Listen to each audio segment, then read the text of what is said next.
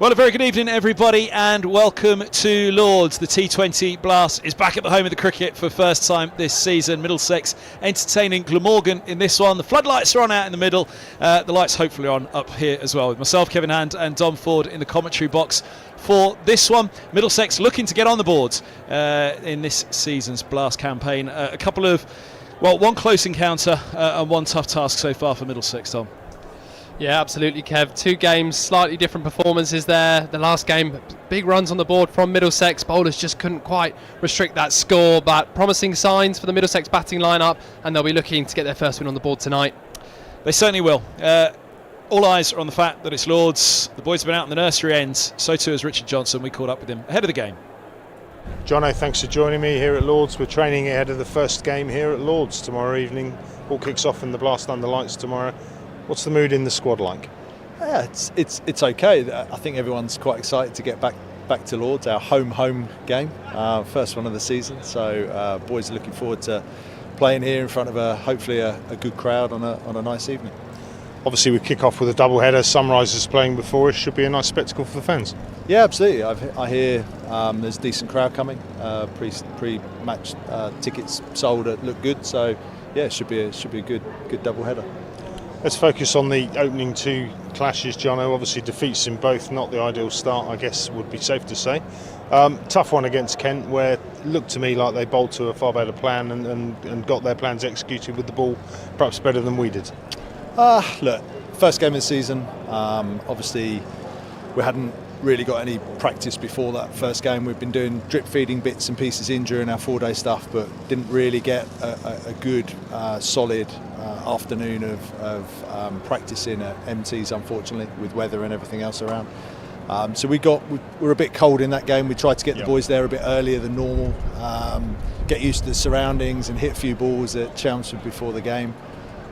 It's not something we're comfortable doing. Quite often you get there too early and the boys have put all their efforts and everything in, a couple of hours before the start of the game. So, as I said to the boys, I'll take that one on the chin and take that defeat as on me. The actual game itself, I thought, we didn't hit our straps with the ball straight away. We know that Chelmsford is a ground that 220 is an average winning score, so anything under that is a total that you feel is gettable. So chasing 200 in that game we felt was a gettable target. It's very well documented what we're trying to do with our batting unit.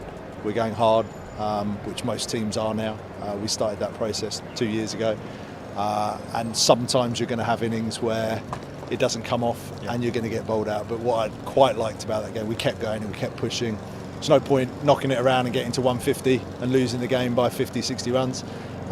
You've got to learn one person comes off and you've still got a chance of winning the game. So that's the bit I quite liked. And then obviously we go to the away game at Chelmsford. Good crowd, nice, good weather and stuff. And that was a good batting performance. Still felt we were 15 short of that 220 we were aiming for. And as it turned out, that's probably about right. If we got that extra 15, 20 runs, it could have been quite an interesting game. Yeah. Pepper obviously had a bit of a day out against us. We're very aware that our batting has strengthened over the last couple of years, and we've got to a point now where we feel we can get 200 regularly, which is something we've got to aim for. Our bowling unit is still a very young bowling group. 19-year-old playing, 21-year, 22-year-old, so it's a very young group. Doesn't mean to say we can't compete, and it doesn't mean to say we can't get better, and that's something we spoke about this morning. Yes, we're a young group, but we've got to learn quicker, and we've got to adapt quicker to the situation of the game. So it's something we're talking a lot about, but it's something we're working on. We're quite excited that with this group of young fast bowlers, we feel we've got wickets in there. We feel we can put the opposition under pressure. We've just got to be more precise in what we're doing, and that will come hopefully with a bit more experience and a bit more understanding. But so far, not an ideal start. We feel we're in a position where we can compete in this South group, but there's still 12 games to go and a long way to go. Absolutely. You mentioned the batting. One batter coming off can make a huge difference. Someone we talked about at length last year who'd come on leaps and bounds in terms of his strike rates was Max Holden. Max obviously struck, I think it was 85 not out of 42 deliveries, going at a strike rate of about 210. Pepper comes in, hits 101 off 44 balls at about 240. You just can't really legislate for that. It's never an easy game as a bowler, but somebody comes off like that and you just got to suck it up. Yeah, that's T20 to a degree, but with experience, with some of the overseas bowlers we're coming up against, their figures are always the best, or generally the best in the game. If you look around the country, the overseas bowlers are the ones, because they've got experience, they've been there before, they've seen it all before, and they work out ways that they can counter that certain situation. So it's the bit we lack, but it's the bit we have to keep working hard on and keep drumming the experience and the knowledge into those guys. Our bat, we feel like with our batting group we've got that experience now, and we're performing quite regularly now as a batting group. Just with the bowling, we've got to keep pushing that through the competition. Went into the second of those two games at Chelmsford against Essex without Lewis Deploy in the side, without Henry Brooks in the side, two players that obviously were signed largely to play a large part in T20. My understanding of that situation is both picked up knocks in the Kent game, both felt okay, came through that, but obviously on the morning of the Essex game both pulled out. How are they shaping up ahead of the Thursday night game here against Glamorgan? Yeah, the Kent game, Lewis took a brilliant diving catch and just jarred his wrist. Didn't think it was anything, and then obviously came in for the Essex game with a quite sore in his wrist. It's nothing too serious. We just got to keep an eye on it. We don't want it to be niggling on, so we'll have a check on him again tomorrow. Brooksy also just in the sort of hip area, a little niggle in there. We thought it was best just to pull him out of that one, and hopefully he'll be fit again, hopefully tomorrow. As a bowler yourself, John, who did wonderful things with the ball in his hand, I'm pretty sure you're looking back on your career thinking you're probably quite lucky to have missed a large part of the T20 stuff.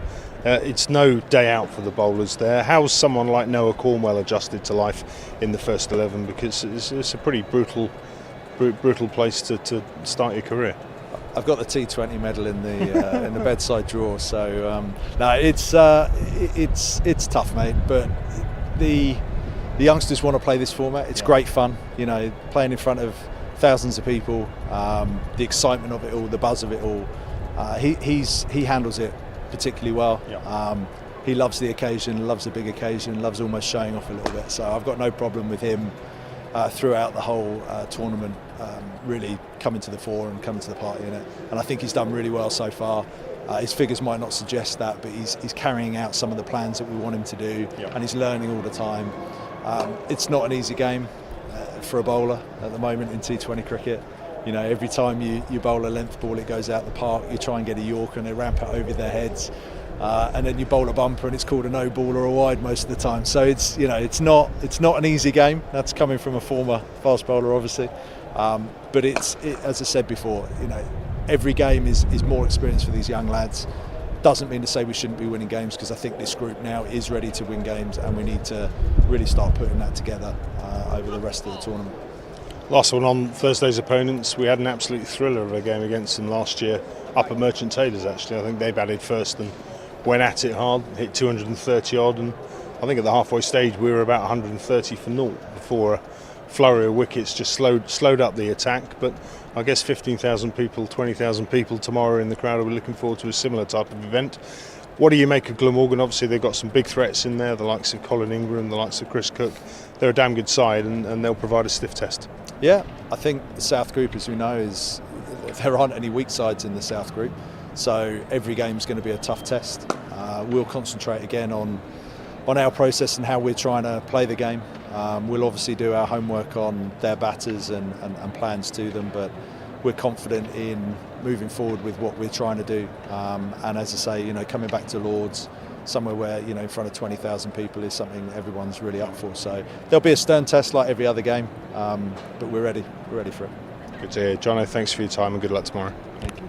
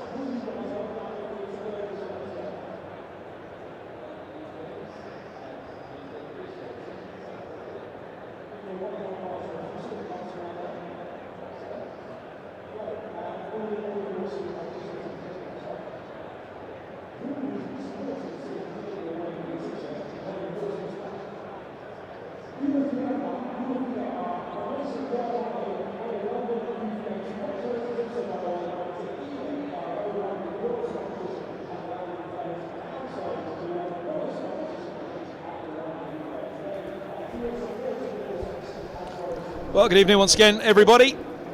Welcome back from the break. And welcome back from hearing from Richard Johnson as well ahead of this one, in good spirits after those 2 defeats to start for Middlesex. Players nearly ready to come out here at Lords. Middlesex have won the toss and they have elected to bat first. Lining up for Middlesex, Stephen Eskenazi, the skipper, Martin Anderson to open with him once again. So Lewis Deploy still out for this one. Ryan Higgins, Max Holden, Joe Cracknell, Josh DeCaries, Jack Davies, the wicket keeper, Luke Holman, Tom Helm, Henry Brooks is back. Noah Cornwall is the number 11 in that lineup. As for Glamorgan, Eddie Byram and Kieran Carlson, the skipper, to open. Chris Cook, the wicket keeper. Sam Northeast needs no introduction at Lords this year. Colin Ingram, the overseas, with Marnus Labuschagne, who would dearly love to be out in the USA and the Caribbean right now, but he's with Glamorgan at Lords, so there are worse places to be. Dan Douthwaite, Tim van der Houten and Mason Crane, Jamie McElroy and Andy Gorvin make up the bowlers for Glamorgan. Dom Ford is alongside myself, Kevin Hand for this one. And Dom, well, Middlesex, they'll just be desperate to get on the ball, but they'll be very happy to be back here at Lords. Yeah, good evening, everyone. Yeah, absolutely. Middlesex back at Lords in front of a good crowd here against Glamorgan. It's a good opportunity to get themselves a win on the board. It's been a promising start to the game against Essex, hitting over 200 runs. Essex just got Michael peppered on the day. Fantastic knock from the Essex batter. But Middlesex will be back here. They'll be confident of getting on the board. Glamorgan, 1 win, 1 loss from their 2 games so far. As you mentioned, Kev, just 1 change for both teams. Henry Brooks in for Blake Cullen and Andy Gorvin in for Tom Bevan for the away side. As we see the players walking out. Yep, here they come. Guard of Honour with the flags. Big Middlesex flags fluttering as well to bring the teams out for this one. So Glamorgan all in that navy strip with the yellow trim. Middlesex, there's Martin Anderson, who went well the other day at Chelmsford on Sunday after Lewis Deploy played the first match as opener alongside the skipper Eskenazi, but missing out with a knock. They'll be hoping that flag is flying proud this evening with a win to the belt. You're watching the live stream. We'll have it enhanced here at Lords from Middlesex in association with Dafabet. We're nearly ready to go for the first Lords Blast fixture of the season. Thursday night's usually party night at Lords. Will Middlesex be dancing to a happy tune come the end of this one? It's the first meeting of these 2 teams in a T20 at Lords as well. Played 5 games at Richmond, one of Middlesex's outgrounds. The first time here at Lords. Hopefully we're in for a cracker. It's going to be Eskenazi to take strike. Anderson, the non-striker's end, given a real free roll at the top. Here's McElroy to get us going for Glamorgan. He'll be left arm over the wicket. He's got a deep square and a deep cover back. Everybody else up inside that 30-yard circle. Onto the pads, but swinging down the leg side.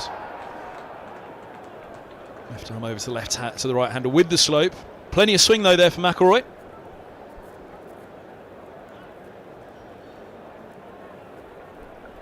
Eskenazi, scores of 23 and a single against Essex and Kent retrospectively. Be looking to get Middlesex underway here. The skipper. So we see a replay of that LBW shout.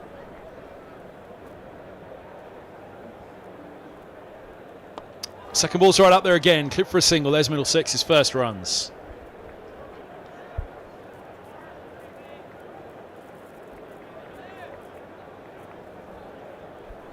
Definitely a bit of shape there for Jamie McElroy. Left arm angle coming down the slope, bringing the ball back into the right-handers.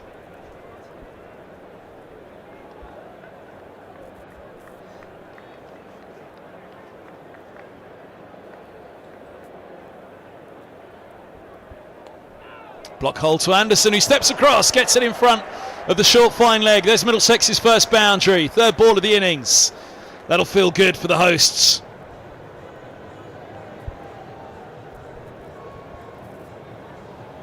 Anderson, big hitter when he gets going, booming drive. Middlesex need him to form a partnership at the top with Eskenazi.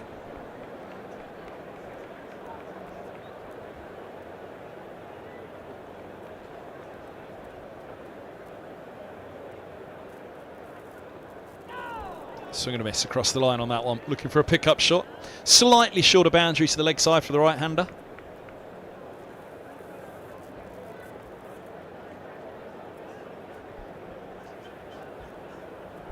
He's been in some good form. Martin Anderson. 34, playing against Hampshire second 11 just 2 days ago. 49 opening up against Essex. Slow ball, that's well bowls. With the slope, you've got to expect that ball to come back in. It holds its line as well across Anderson. Good comeback from that boundary. Consecutive dot balls for McElroy.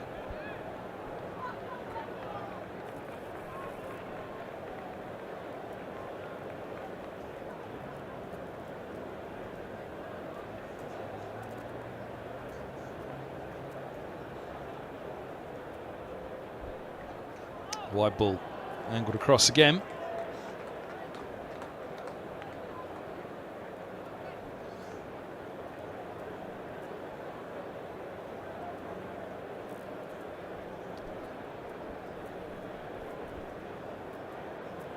Still a decent first over from McElroy, just finding his way with the slow at Middlesex, getting a look at it as well.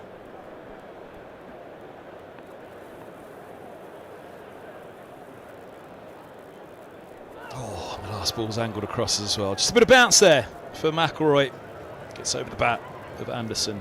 He has the boundary. Eskenazi will have the strike for the second over. There's that little bit of bounce. Again, just holding its line. End of the opening over. 6 without loss. Middlesex winning the toss here at Lords.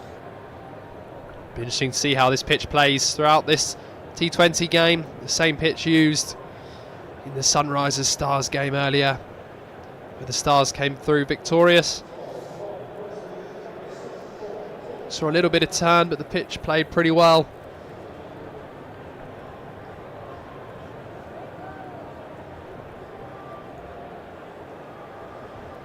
Van der Houten from the nursery ends. Eskenazi behind up a slightly short boundary to his offside. There's a deep point back and a deep square. Is Van der Houten.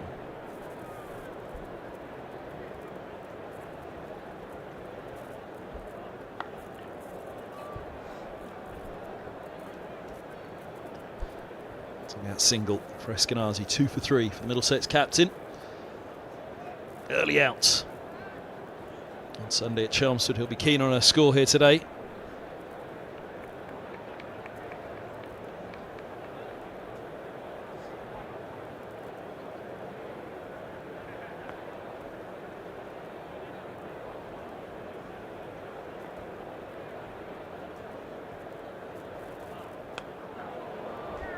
Powered away off the back foot. Again, one of the strengths, real punch. Punch through square, punch through points, back foot, front foot. Good timer of the ball, Anderson.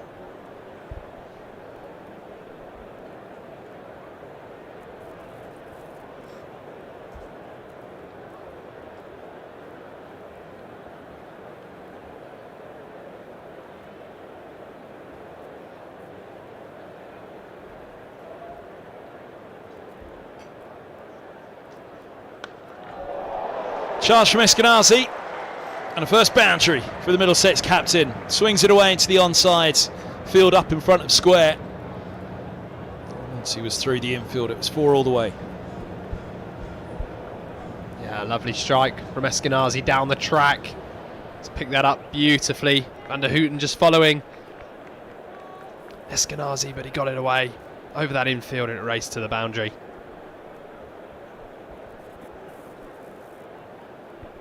Steps away, Van der Houten follows him, throws to the non-strikers, then he'll be gone by a mile if it hits.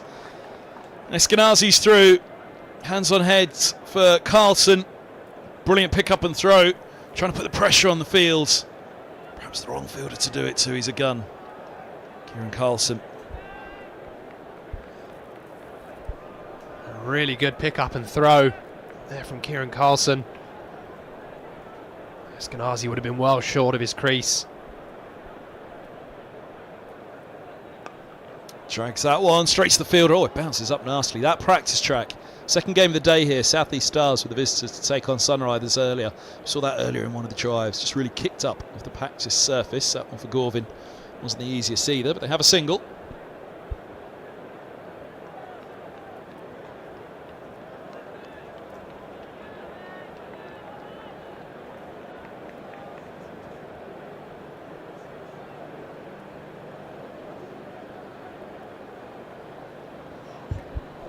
Scoop from Eskenazi when he's in very good form. It all looks very easy. It did on that occasion. He's on to 11. Second boundary of the over. Middlesex skipper. A lovely start from Eskenazi. He went very early there on that scoop. Still executed it beautifully. There's a short fine leg in place. No danger there. Eskenazi finding the gap. Second boundary of the over. 12 from it.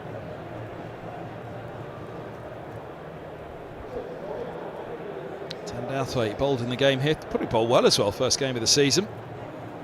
Medium pace. A little bit more than that. Brisk. Dowthwaite bowled a kookaburra in that game. Just seems to get a little bit of life out of it. Middlesex will hope that he won't get too much life tonight.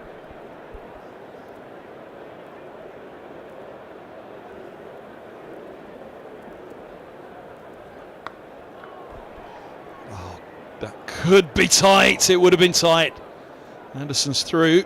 The throw misses.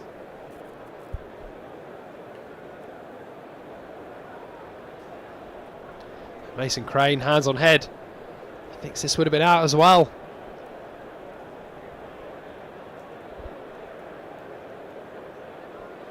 Anderson charging. Ooh.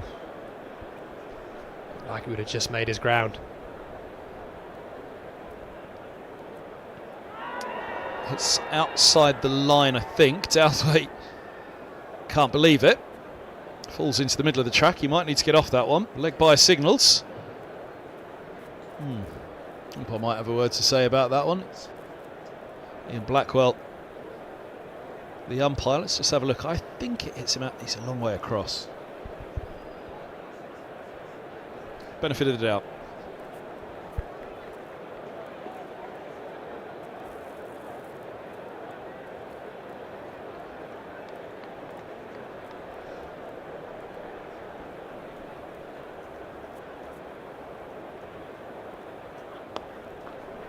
Anderson down the track, striking that one well, clipping to mid-wicket.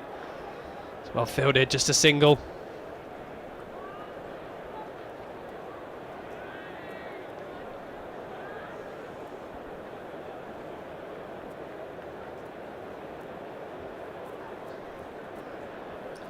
Marnus, again, he'd love to be across the pond right now with the Aussies. Big win for them overnight against Oman.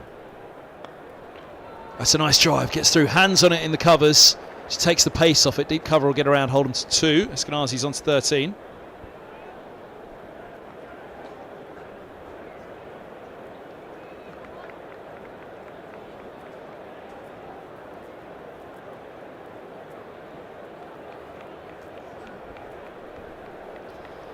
Three wickets so far in the tournament. The opening 2 games for Dan Dowthwaite, the all-rounder. Hits a powerful ball with the bat as well.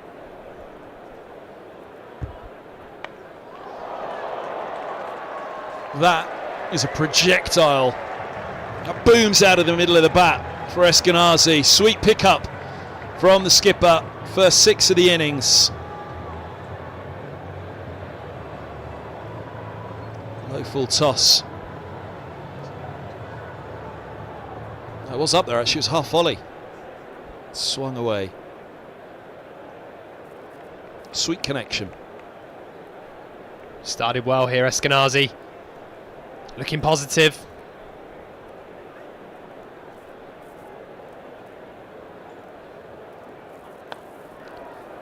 Tucked up by that one. Eskenazi, but he manages to ride the bounce in the end. 11 off the over with the leg by. Eskenazi's 19 from 10 with that 6 now. Middlesex having won the toss, they're 29 without loss after 3.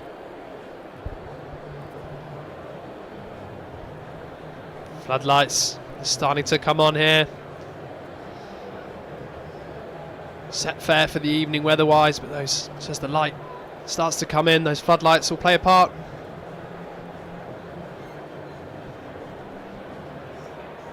Tim van der Houten come in for his second over.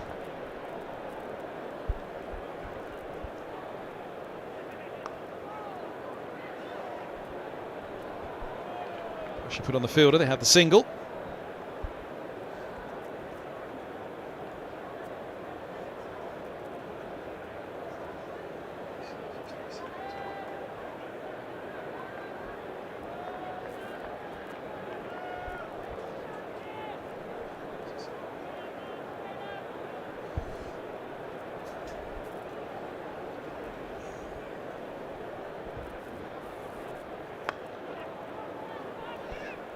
Well run.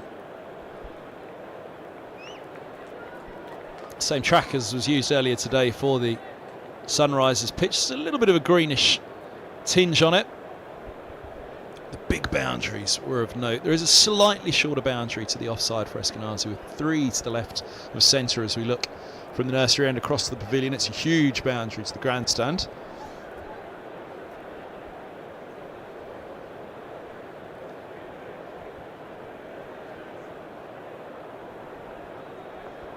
It's that offside field though, and the sweeper's got his work cut out. That's what Eskenazi was trying to do there, stepping away outside leg, but good from van der Houten.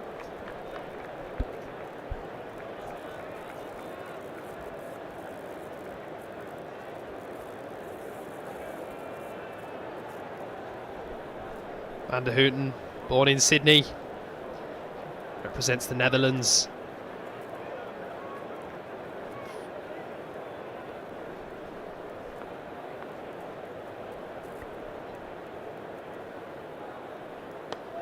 Up in the air and could go all the way, does go all the way, over the hover cover as well. Huge shot from Anderson, his first 6. We know all about the Anderson drive. It's his dad that went to get the ball there. It's landed down below though. Double fist pump in the stands. There'll be plenty of double fist pumps going on inside Martin Anderson right now. That would have felt good. That was a big shot from Anderson. As soon as that left the bat, he loved it. Held that pose.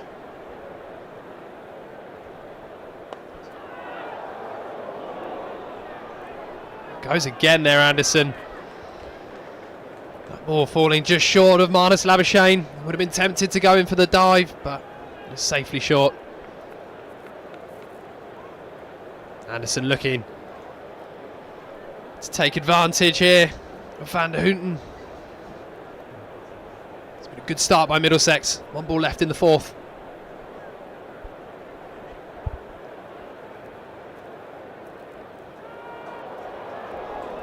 Dragged, but dragged over the top. They'll get a couple. They'll quite get hold of that one, Anderson. 10 off the over though for Middlesex. It's a solid start here in the power play. None down in the first sport, 39 on the board.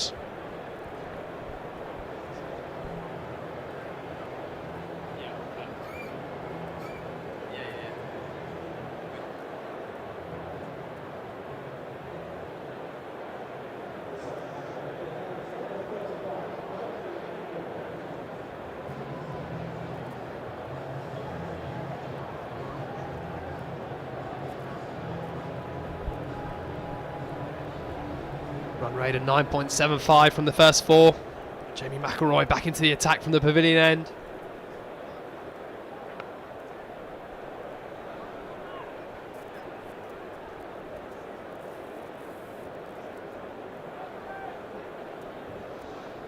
Just a single. Both be going harder in this, but I'm sure Eskenazi at Lords will be really hoping that he could go for the long haul on this one as well.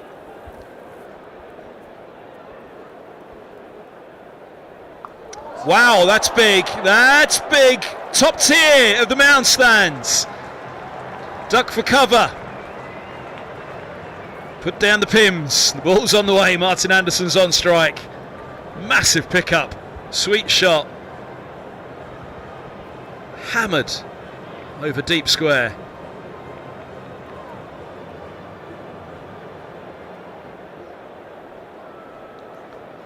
So Ali Brown years ago hit that over the top of the mound stand. It's a good comeback from McIlroy. Similar shot. Brown clipped it onto the top of that tented, turreted top to the mound stands, and the ball bounced over into St John's Wood Road. This one landing top tier. You mentioned it's a slightly short boundary on that side, Kev, but there's a huge hit from Anderson, top tier. Beautiful strike.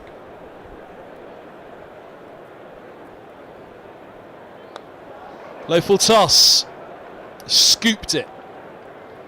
I think it was just toe into the bat. I'm not sure if it just clipped the surface first, but clears cover anyway. Got it up and over. A couple more. Anderson's accelerating now. He's on to 25, overtaking Eskenazi. These strike rates look very, very good. This is a very promising power play for the hosts.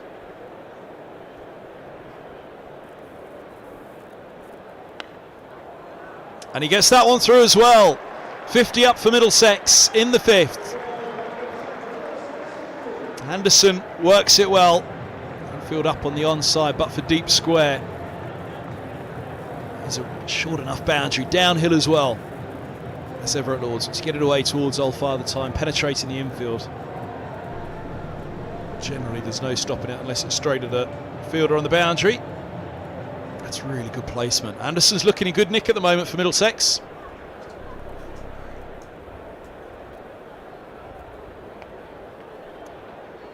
Tries to use his feet, tries to go against that onside. Good recovery from McIlroy, but that's 13 off the over. And he conceded 6 off his first. 52 without loss, Middlesex after 5 here at Lords. The live enhanced stream from Daffabet. Tom Fords alongside myself, Kevin Hand on the mic. Stephen Eskenazi and Martin Anderson having a fine time of it in the middle. Perfect start for the hosts in front of their home crowd.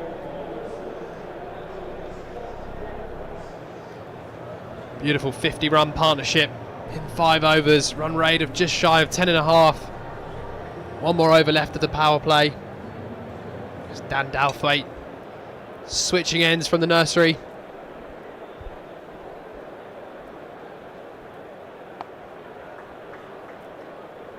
Should just be a single. It's good work from Carlson.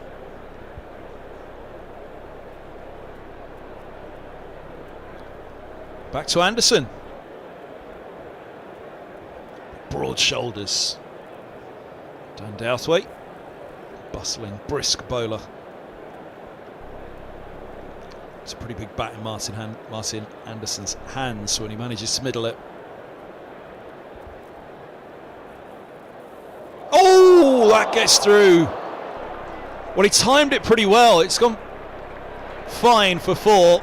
It gets through Van der Kooten, but goodness me, that must have come quickly off the face of the bat from Anderson. That wasn't an edge. That was hooked fine. It really went fast. I fancy standing in the way of that one. Goes down as a chance, but almost a chance for the physio to come out. I struggled to pick that one up, coming from the crowd as well. Like you say, Kev, came very quick.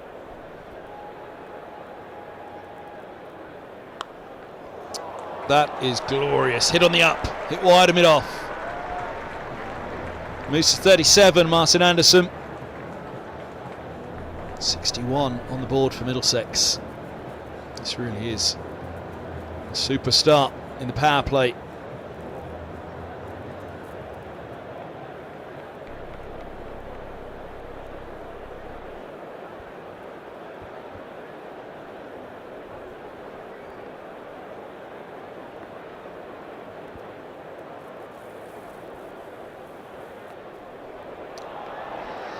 That one he's over the top of. Good timing again. They were both well timed by Anderson. 3 fours on the bounce. 2 balls to go at the power play. Anderson's into the 40s. We mentioned Anderson's form, and he's picking up where he's left off again here. Short ball just swiveled away down to fine leg. No chance on this one. 12 runs off the 3 balls. Anderson has raced into the 40s, 41 from 21. What a start this is for Middlesex.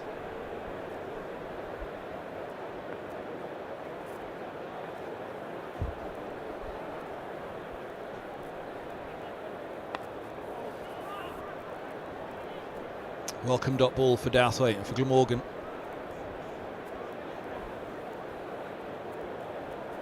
That's Labuschagne in the foreground there. I'm sure he'll have a word or two in a moment. Warms his hands up. We see a bit of leg spin and a bit of seam from Labuschagne. Glamorgan fans will be hoping they see plenty of him with the bat.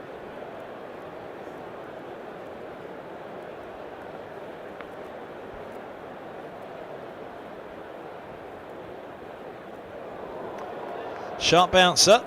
No ball called. That must have been tight. I have to admit, I thought that looked okay. Anderson with a shuffle. Almost ducked his head a little bit as he got himself tucked up by it. Let's have a look. There's the shuffle. Yeah, over the helmet in the end. Good call.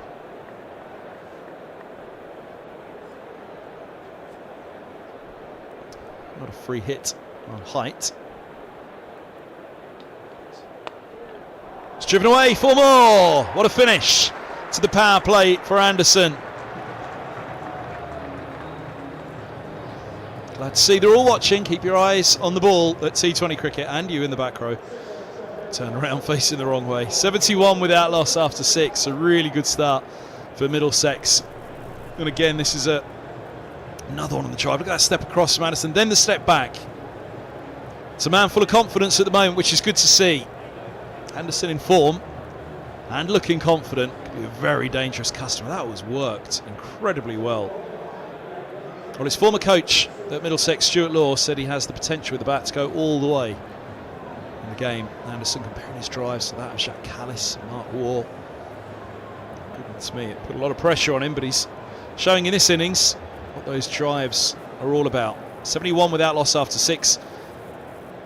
Eskenazi got it off to a good start, but Anderson has taken it to another level. 4 fours in that final over of the power play.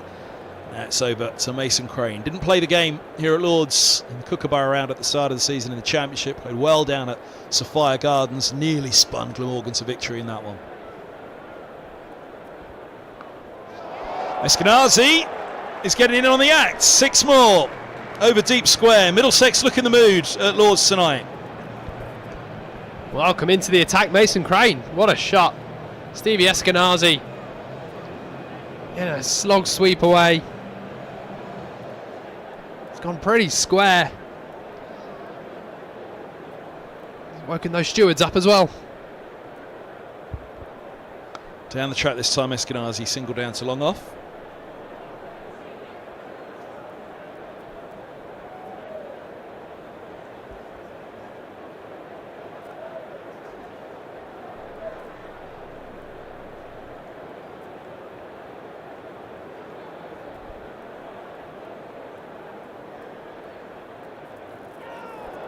Gets that one through. No bowls.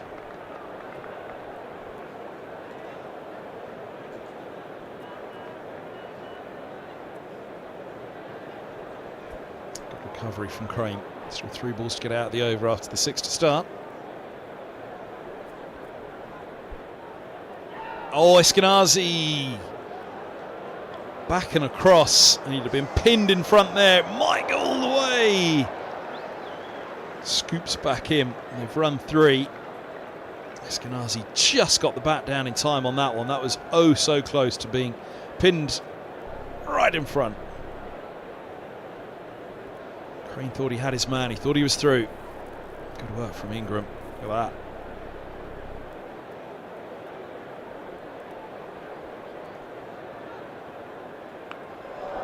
that. Picked up again. 6 to start the over, 6 off the 5th ball, 16 off the over now. Middlesex are crashing along at the moment. Up you go, Marnus. Lower tier of the stands in the tavern just below Old Father Time shut off for this one. There it goes. Which chair does it hit?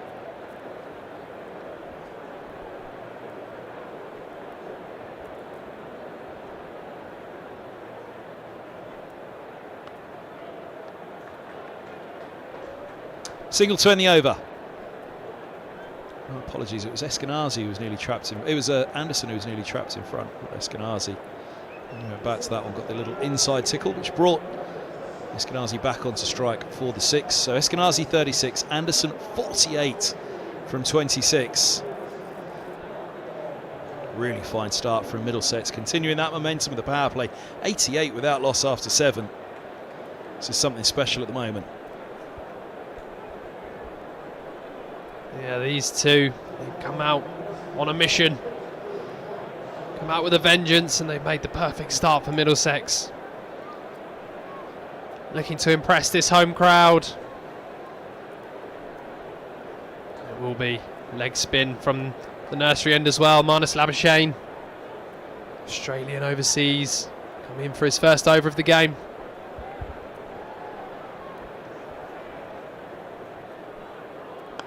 It's a nice drive, just a single for Eskenazi. A couple of Aussie voices out there for Martin Anderson. Eskenazi, his opening partner, and Marnus Labuschagne. Little introduction needed. Flips the ball hand to hand. Anderson with the reverse. Deep cover comes around, just a single. The leg spinner is bowling with the slope, so turning it away with the slope from the right-hander. So the right-handers have to hit against the spin to the big boundary, the grandstand side.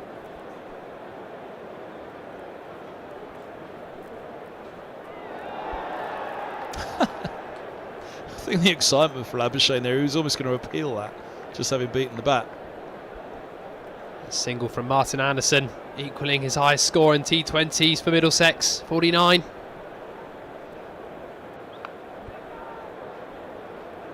Throw comes in. Anderson's back onto strike. Rifled in that throw.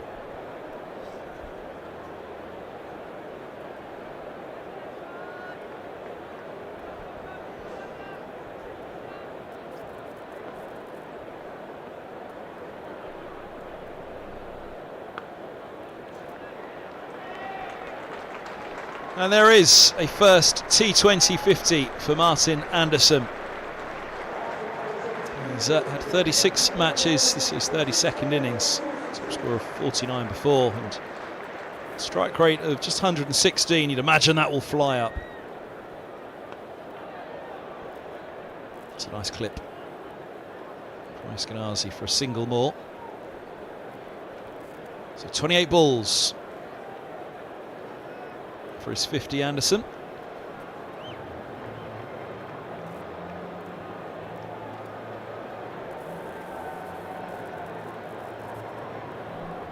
Six fours, 2 sixes.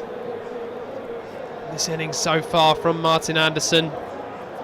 He's been in some really good form this season for the Middlesex second 11. Scores of 53, 57, 90 not out, 49 opening against Essex at Chelmsford the other day, and now 50.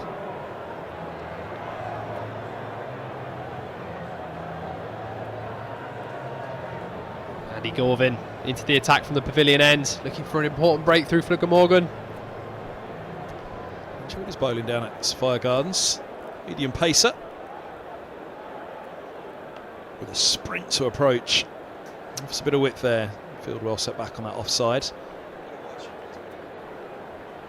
Long off is back, so too quite a wide long on.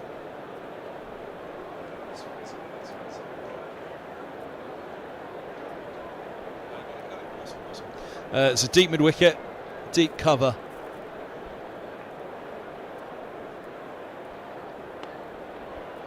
A deep backward point, that one will go to deep cover and just a single.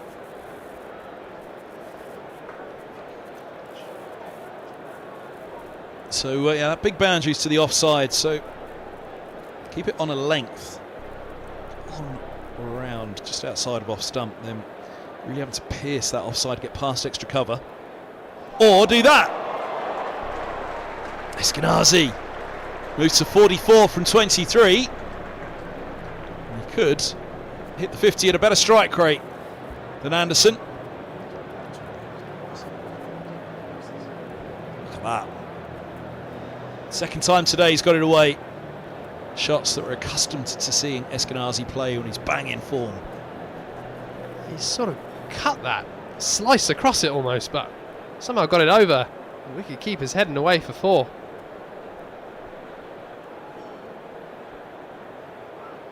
It'll be a wide. Step across from Eskenazi and a drag down from Gorvin. See Andy Gorvin here, plan to try and keep it outside the off stump. Get Eskenazi hitting to that long boundary square. Various pace, Andy Gorvin.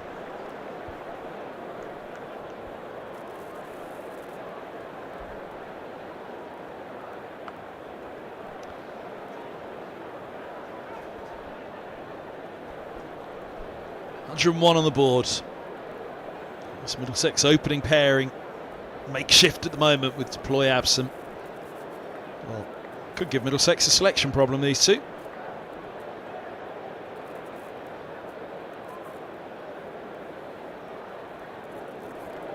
Ooh, far from a wide outside off, just within the tram tracks, just.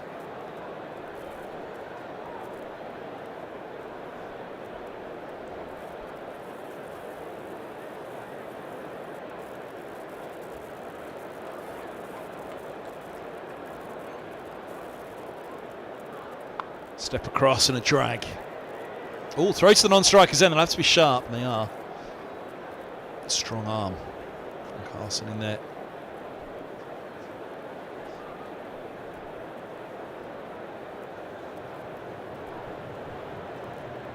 End of the 9th, 102 for no wicket, Middlesex. It's 28 balls for Anderson's 50. Can Eskenazi go a little bit better? Things seem to be going pretty well there. Plenty of food, plenty of fluids. Shan't try to guess at what type. Oh, a few crisps as well.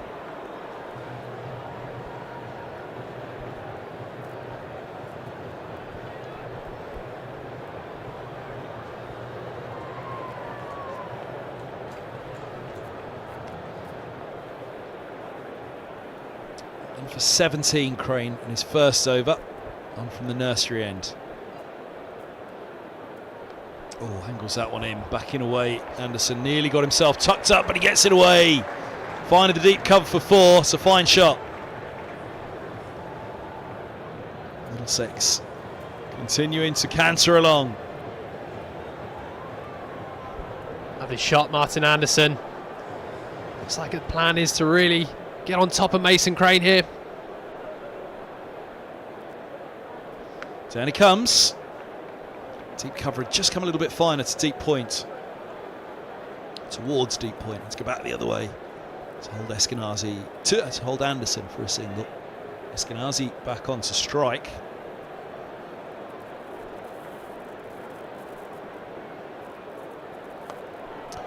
Drags that one, didn't quite get to the pitch.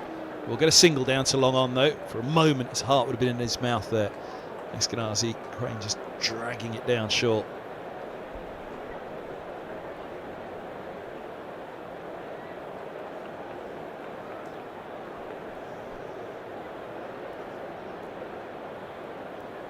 Goes the reverse and gone.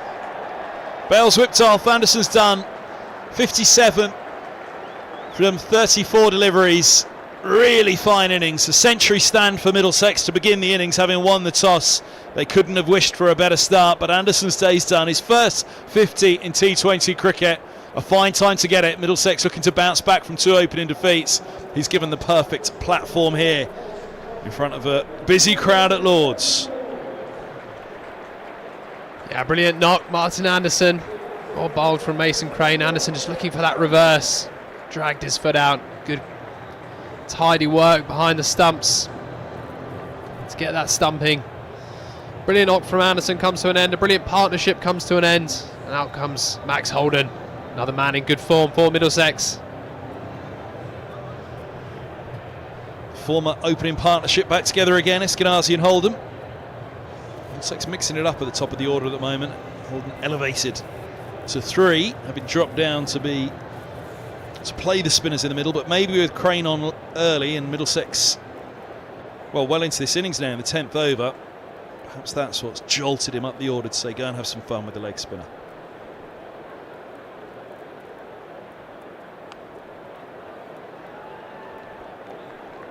Strokes the first one. Coming off the back. Good knock against Essex. 85 not out, Max Holden.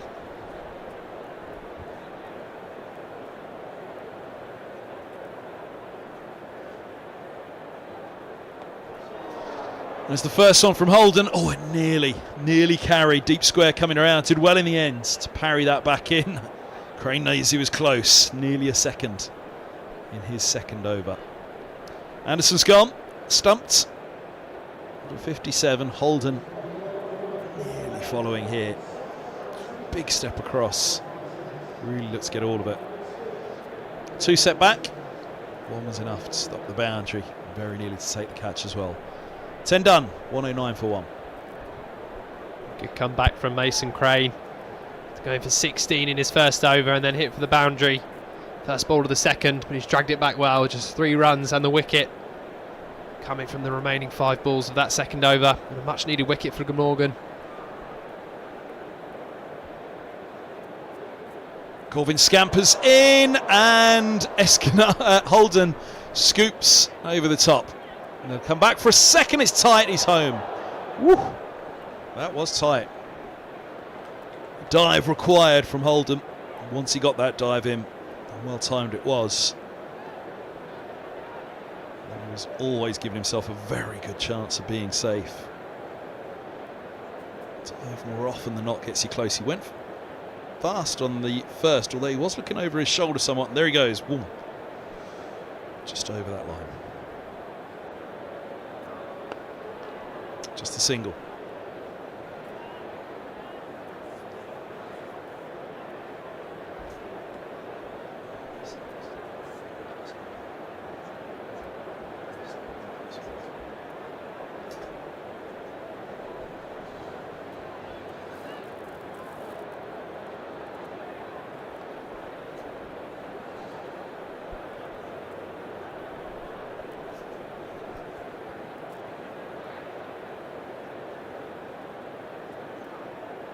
That'll be a wide.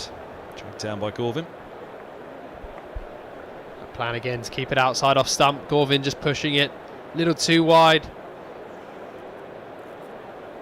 Eskenazi 46 and 25 deliveries.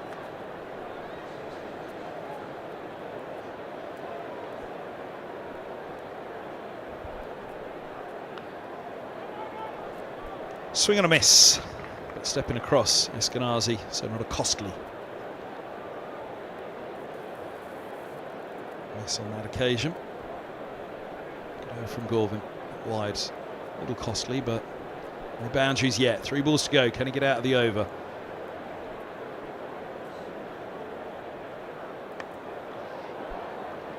It's chipped up into the air. Cover set back, extra cover straight of it.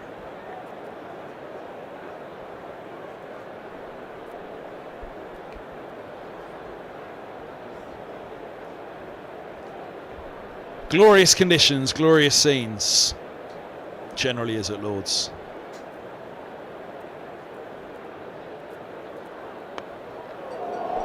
Oh, that gets through. Extra cover, went for the spectacular, long off. Comes around. They have a couple, but how close was this to a big chance? Let's have a look.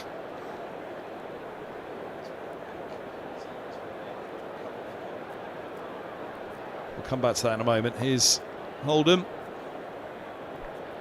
Picks up a single to end the over. 116, 117 for 1. Is that replay? Extra cover going for the spectacular. How close was it? No, it was the flying fielder. The flying Welshman. Might have just got something on it. Took the pace off slightly. Fingertips perhaps. It's a good over from Andy Gorvin again. Just changing his pace up.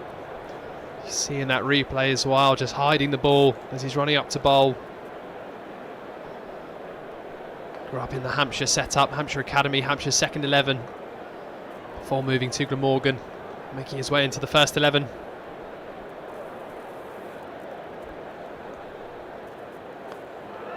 Oh, up in the air. Fine catch.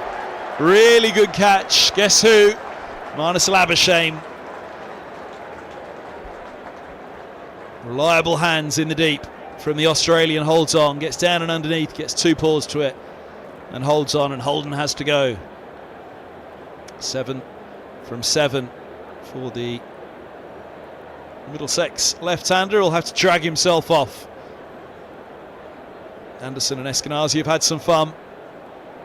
Not to be tonight for Holden, who's been one of the key players. Just a slap, look at that. Really does well. Once that ball hits the hands, that's half the job really with a catch like that, because your elbows are still to hit the ground, then the hands judder down as well. Jack Davies in at 4, right-handed, left-handed. Is that a little bit of the influence of Adam Gilchrist from years ago? Keep the right-handed, left-handed combination in T20, keep mixing up the order just to make sure it's always right-handed, left-handed to unsettle the bowlers, not allow them to find their line and length consistently. 117 for 2 then.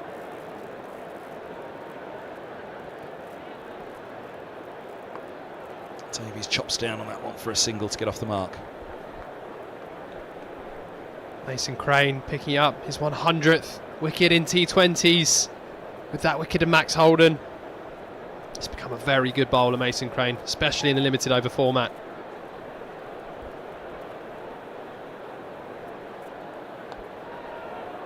Little chip from Eskenazi. They'll think about 2, yes, and then no. Rightly so. Marnus Labuschagne coming around. No need for a risk at the moment. Middlesex are in a good position. Don't need to throw another one away right now. Davies can probably have the freedom here to get going. It's the 12th over of the innings. They're only 2 down, but Eskenazi's the man who needs to be there probably at the end right now.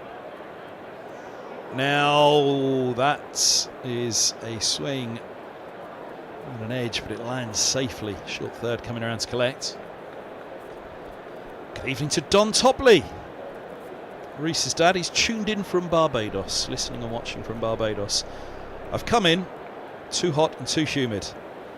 Not for the first time, Don.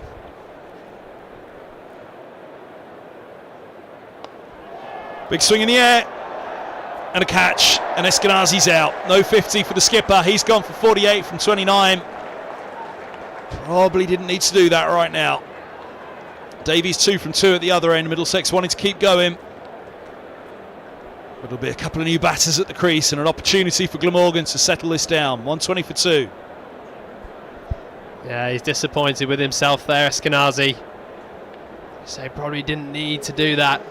He's offering Labuschagne a second catch of the match. Just been starved of the strike a little bit, Eskenazi, in recent overs. And looking to just keep that scoreboard moving. Got a good strike on it, but it's a long boundary. Couldn't quite clear the rope. Mason Crane has two wickets in the over. And Glamorgan back into this innings, 120 for 3. Ryan Higgins comes to the crease.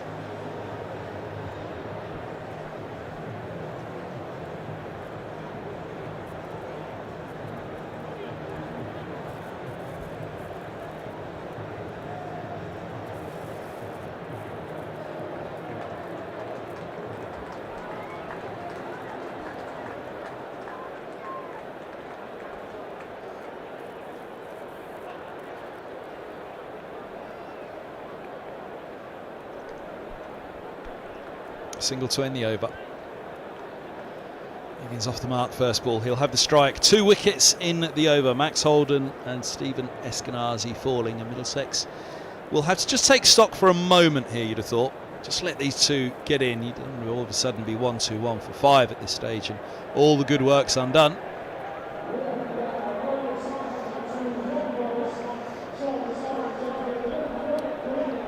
Sun belting down this evening. It's been cloudy this afternoon.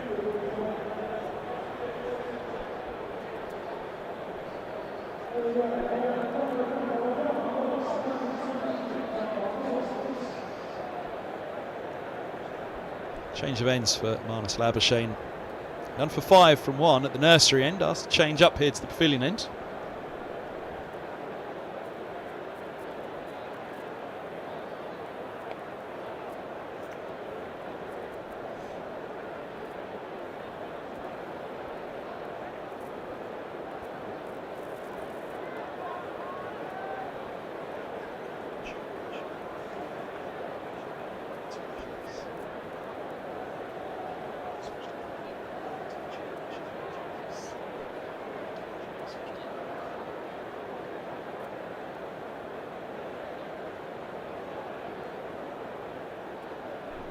There's the reverse. He got outside the line of off. So not out from former spinner Ian Blackwell. If there was going to be any sympathy for the bowler, it would be from a former spinner. Outside the line of leg, I should say, because of course it was a reverse.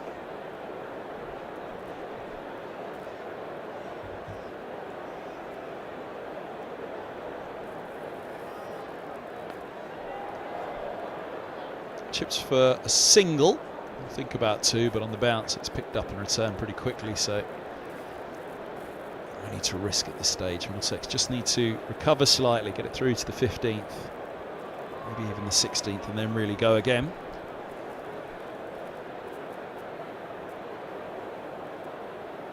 Oh! Labuschagne let that one slip out.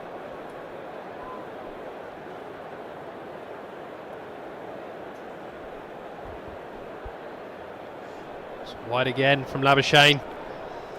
Just really trying to keep that ball outside off stump, away from that shorter leg side boundary.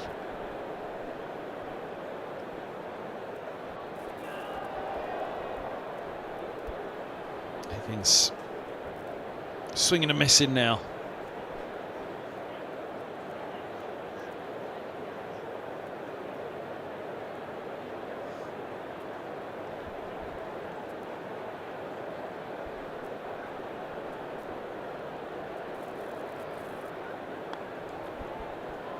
Stands up tall to it, drags it, just a single. Lost the set batter, Eskenazi. It's well difficult for these two now. They've got to find their way in, but they've got to find those boundaries still as well.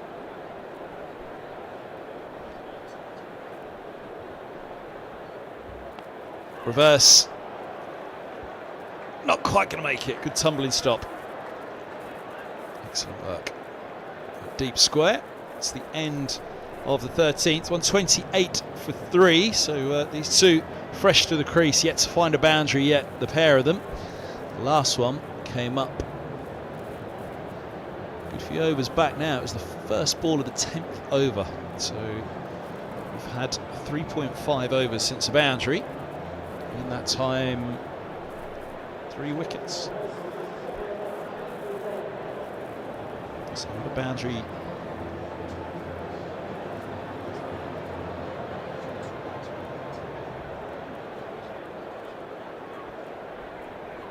So since the fall of Anderson, there's not been a boundary.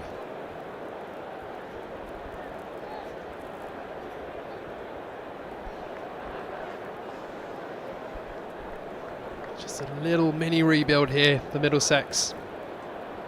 As the new batters get up to speed with the pitch, with the bowling. At the rate they were going at, they'll still be looking for plus 200 here, Middlesex.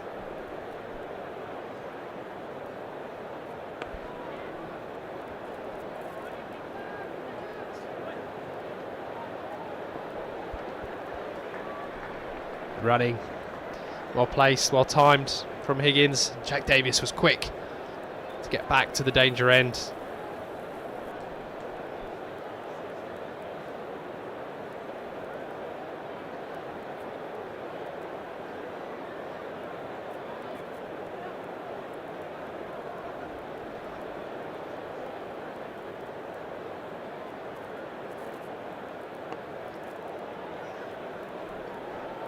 Trying the first hard, but I think they realised pretty quickly though it's only ever going to be one. First game of the day today, Sunrisers hit 116 against South East Stars. They knocked it off with plenty of overs and plenty of wickets to spare. Boundaries weren't really there for Sunrisers on what was a pretty big playing surface. What they could have done better in that first innings was just find the gaps a little bit more for the twos rather than the singles. And that's something Middlesex here, just threw off the first 3 balls this over. Every ball has to be out of the ground.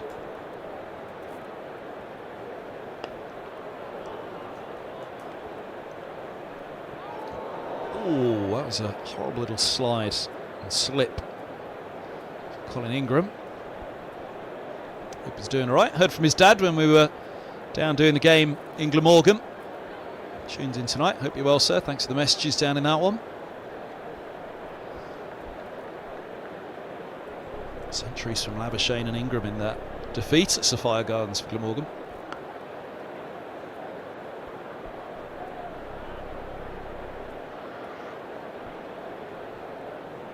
One of the men who racked up the century. There was no Mir Hamza in that game, who was rested. The 2 other overseas being the Australian and the South African.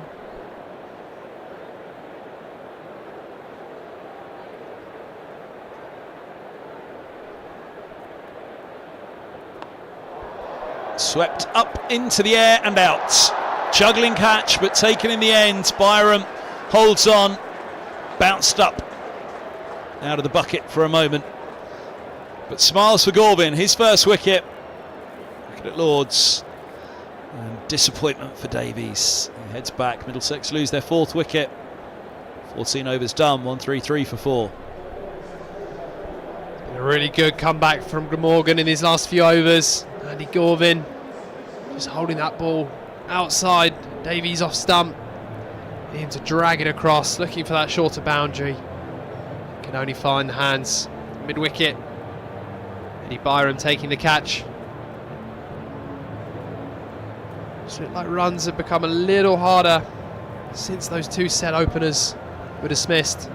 Nothing better than drying up the boundaries, drying up the runs, the wickets. That's where Middlesex perhaps got themselves in between a rock and a hard place here.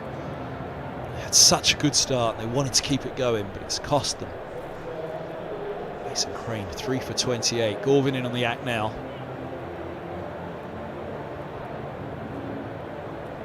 Luke Holman elevated up the order to number 6. Good to see. He made his. Well, he really stood out as a young player. Clearly, an all-rounder of some potential. You can see his ability with the ball, but with the bat, indeed, in T20s. COVID year, he broke through. Just a single. Good adaptation there from Higgins gives Holman the strike. Close to the stage now, Middlesex, close to it. They might have to start to get going again, but they do need to be careful of that wickets column. Still sticking with that left and right hand partnership. Holman, left-hander, replacing Jack Davies. Joe Cracknell still in the hutch.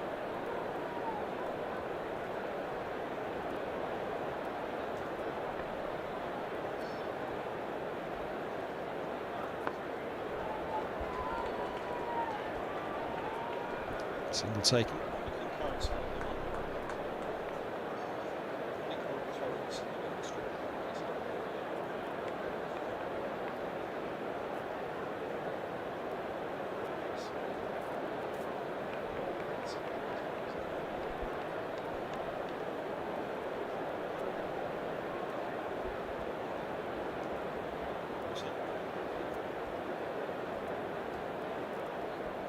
Oh, step across, toe end.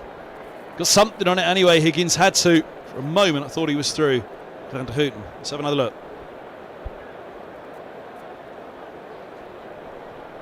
Yeah, just outside the off stump. Higgins playing a bit of football rather than cricket.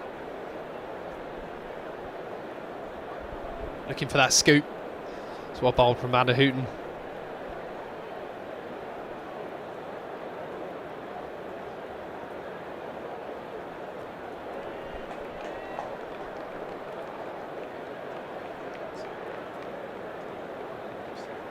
Wonder whether the umpire signalled the wide there. I think he was just tossing a coin from hand to hand with a stone, hand to hand. Done a really good job of bringing that run rate down of the away side. So we see a replay. And Houghton, yeah, just inside the line. Low full toss, bunted backward a point by Higgins. If he gets going, that Middlesex run rate will be up and soaring again.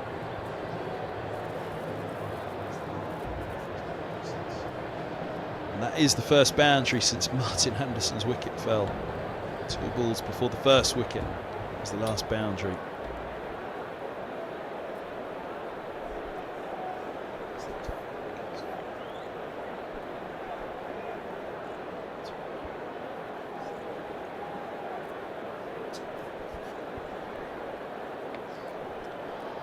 Got that through. Now it's down the hill, which always will just push it that little bit faster, that little bit further for the fielders to chase. And they'll get a couple.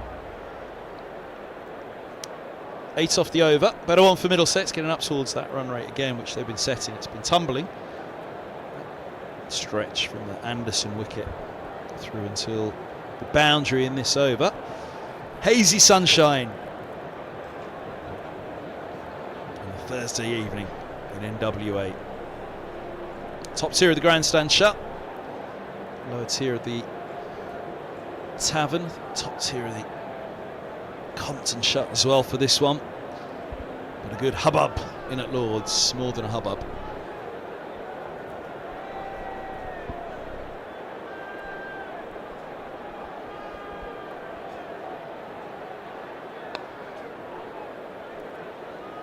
Yes, no. No was the right answer. So 4 for 25 was the collapse from Anderson's wicket. First ball of the 10th over was the previous boundary. That's heaved and hammered. And it's into the stand. Is it held? Well, someone's emerged with it. I don't know if she can quite claim the catch. Good arm though.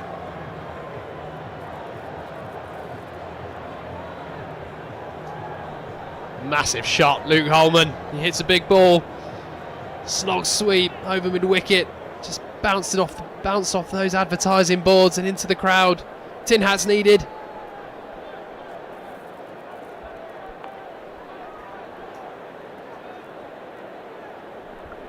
Good cricket from Holman.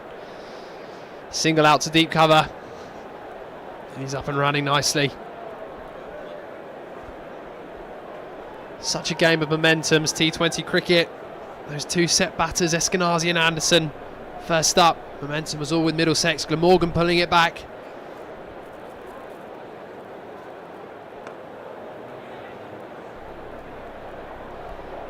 Now they'll look for overthrows here. I tell you what, he was putting on the handbrakes there, Higgins, confident that he was going to ground that bat, whether the throw hit or not. But they picked up the overthrow, backed up out there. McElroy out on the boundary. That's 150 up for Middlesex. 9 off the first 4 balls of this over. Can Gorvin get out of it?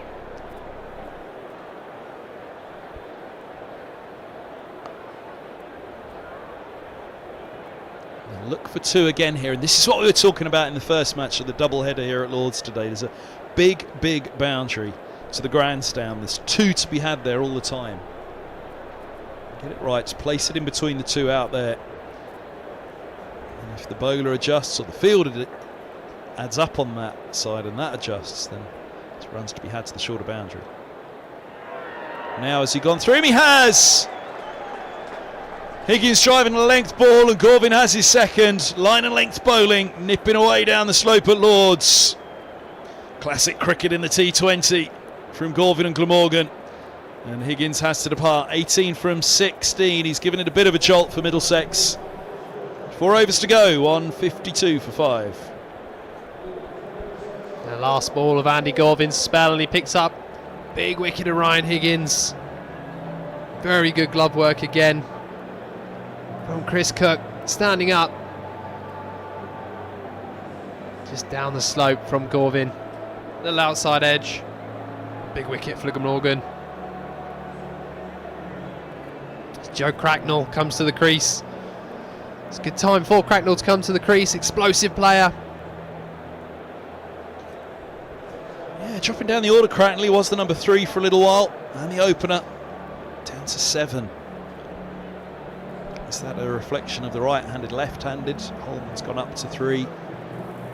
Higgins then, a big name player for Middlesex, coming in at 4. And with the fall of the left-hander, it was Holman who came in once again there. So maybe it was a change-up, a shake-up in that way, but he's got 4 overs to play with. It's Holman on strike first, though. And it's onto the legs from Douthwaite. They'll take a single, so over to Cracknell.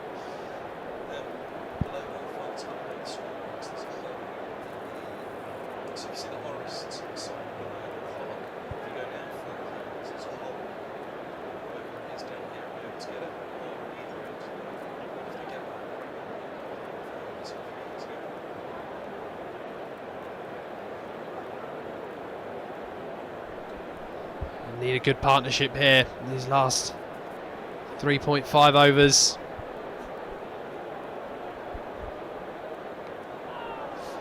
Inside edge. It's Cracknell off the mark, first ball though.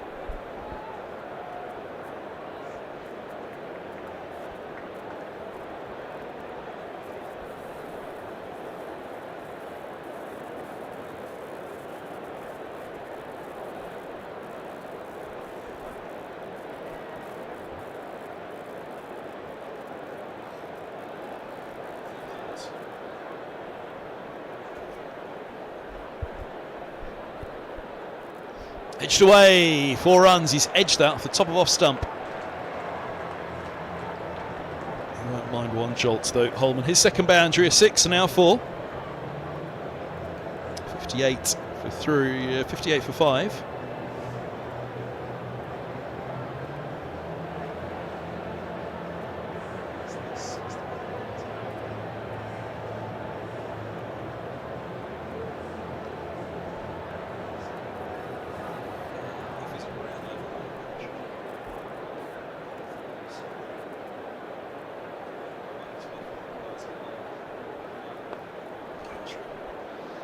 There's a clip for a single for Holman. He's on to 14. Cracknell back onto strike. Really feel after the start that Middlesex got that 200 is going to be needed here. Pitchers playing well. A short boundary. Glamorgan have dragged themselves back into it after that first 8 to 10 overs. Middlesex need a big finish here.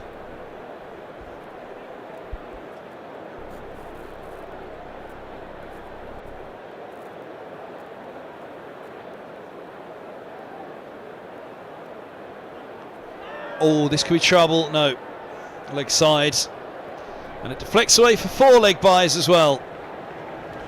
Clips the pads. Could have gone onto off stump that. Cracknell's 1 for 2. Middlesex get 4 leg byes. They're into the 160s. Another much needed boundary for Middlesex. I won't mind that, however they come. Douthwaite liked the look of that, but it just looked like it was sliding down leg.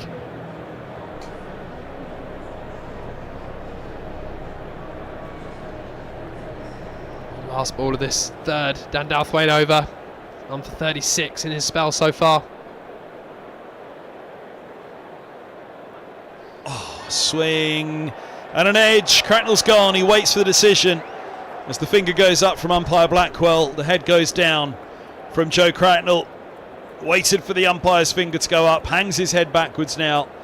Not to be for the Middlesex number 7. 163 for 6. Middlesex lose a 6th wicket for 55 runs since the fall of the first. Anderson swinging, clipping, flying through to the keeper, and snap of the head gave it all. A snap of the head to the keeper, a snap of the head back to the umpire. Yep, you're gone. And Cracknell has to drag himself off. Holman's still there on 14. Josh DeCaries comes in to join him. Can certainly swing the bat. Middlesex's 2 spinners. A little A bit of swinging to do before they start spinning.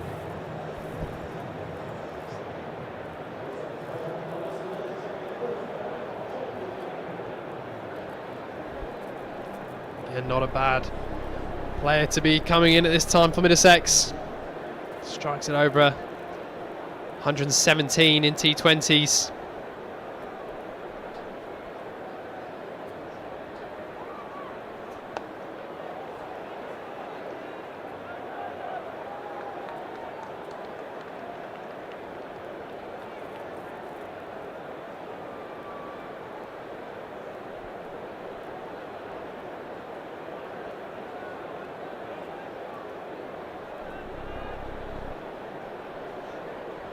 Last year at Sapphire Gardens, Middlesex defended 209.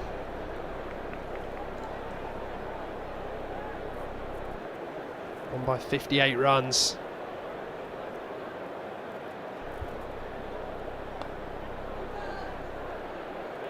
Turn for a single by De Carey's. He is off the mark. First ball.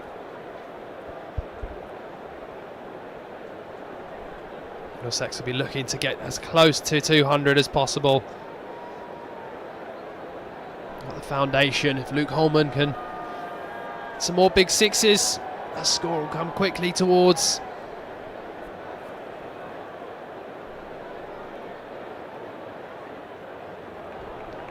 Swing and a miss.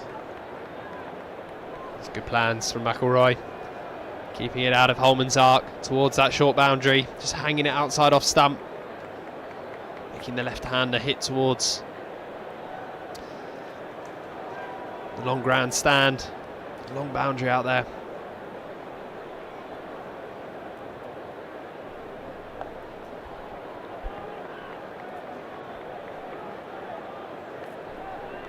Single taken. Very wide from McElroy. Holman reaching for it. Could have been given a wide, but Holman getting some bat on it and come through for the single. 2.2 overs left.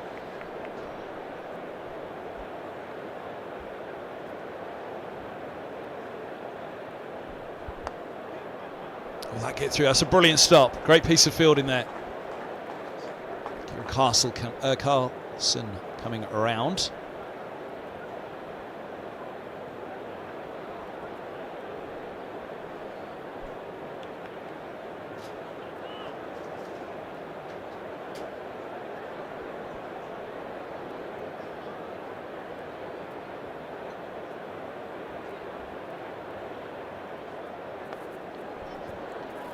Just a single. 2 overs to go. Holman will have strike. He'll have to get going. 12 balls left. Middlesex 168 for 6. They look nailed on for 200. They still might. They need to be wary of that wickets column now. One other game going on in the Blast tonight. Notts Outlaws versus Worcestershire Rapids in the North Group. Worcestershire batting first, 98 for 6. 14 overs. Ollie Stone picking up a couple of wickets there.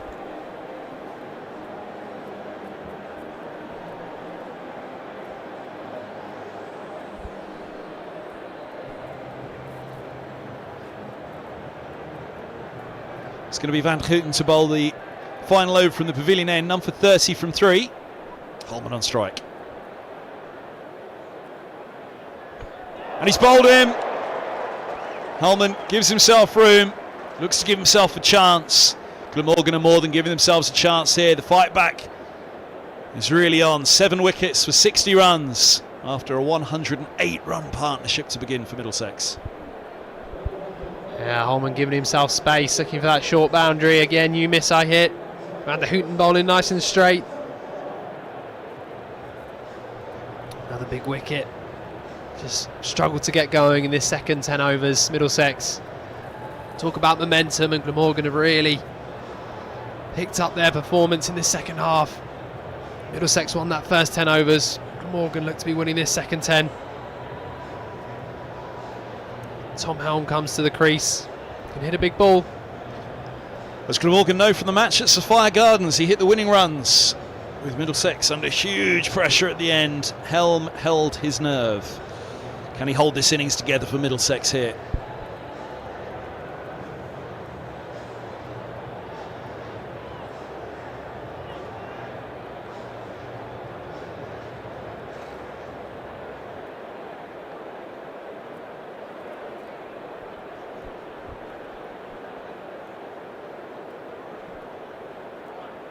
Oh, swing, and through it goes to the keeper. Just beats that off stump.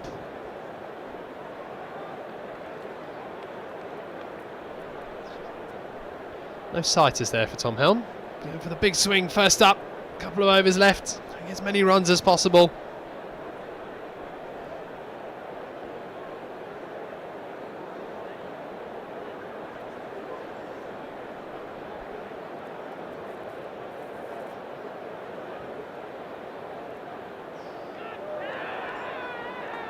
He's appealing, and he's gone. A moment's pause from everybody. Breath held. So too the catch. Van der Houten has a wow on the board. Wicket dot wicket. Middlesex 8 down. 60 for 8 now. Is that collapse? They've got to find something here in the final 9 balls and get up to that 200. That looked nailed on at 108 without loss. He knew he hit that, Tom Helm. Started walking off, and then realised that the umpire hadn't made the decision. Started walking back, and the umpire's finger went up. Carbon copy of the ball before. This time Helm's big swing just caught the inside edge. Good catch from Cook again. Got a stumping and 3 catches now in the match. Chris Cook.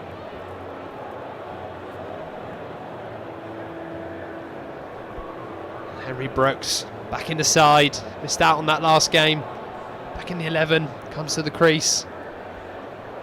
Hit a half century in that run fest here at Lords against Sussex, the county champ, a couple of weeks ago. He's hit some big bombs here.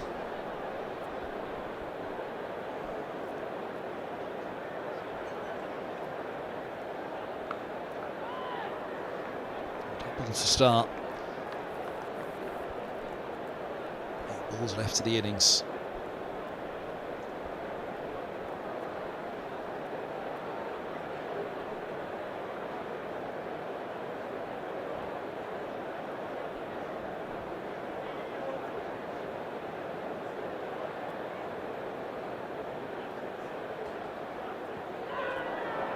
Up there, oh, block hole delivery, finger goes up. Brooks has to go, second ball duck, wicket dot wicket dot wicket. Wow and an owl for Middlesex. 9 full for 60, Glamorgan on the charge. Middlesex are going to have to do something similar with the ball. Van der Houten has 3 for 30 and 1 to come of his day.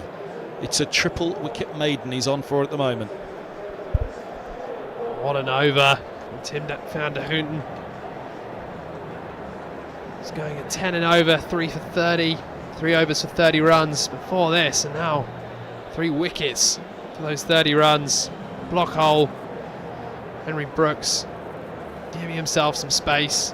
Dead straight. Yorker. No hesitation from the umpire, and this Middlesex innings is coming towards a close. Noah Cornwell comes to the crease, just needs to block out this final ball. Josh Carey's on strike for the last over.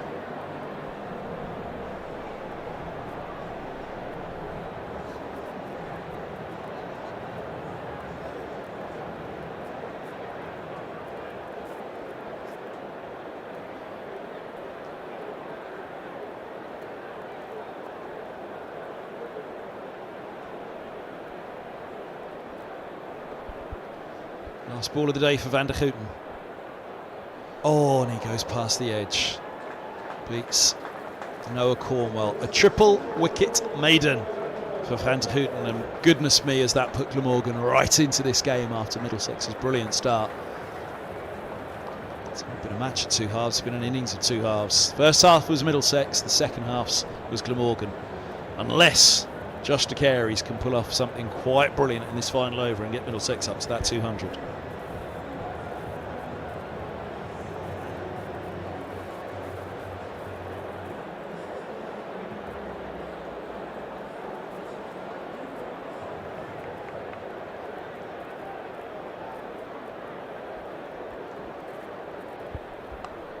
First ball, it's going to be a single. They'll want two. He's taken the single. Cornwell's going to have to push one now.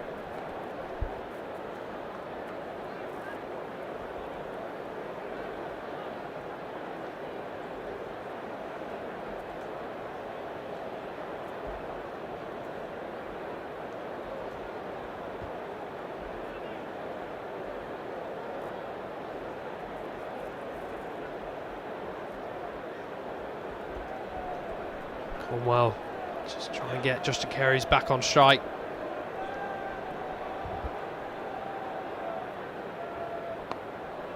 Block hole, digs it out, throw comes in, throws down the stumps, deflection, overthrow, appeal, not out. No overthrow, it's backed up, it's all action at Lords. Middlesex need boundaries though. It's all going on there. Cornwell looking just to get off strike. McElroy quick on the pickup. Cornwell just got his bat down in time.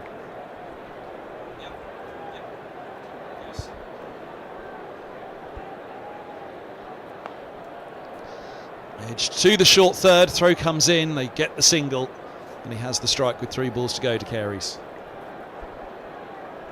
170 up for Middlesex. They would have been hoping for a lot more than this, but 170 gives them a good score to bowl at.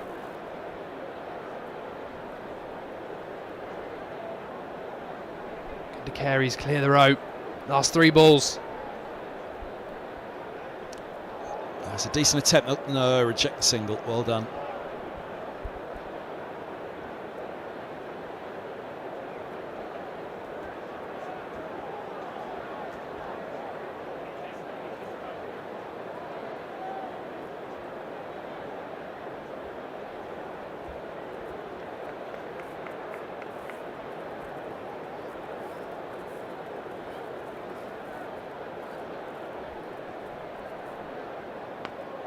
Swings that one down the ground, over mid-off. Might plug though. They'll get back for 2. They'll settle on the 2. One more swing to come from De Carey's.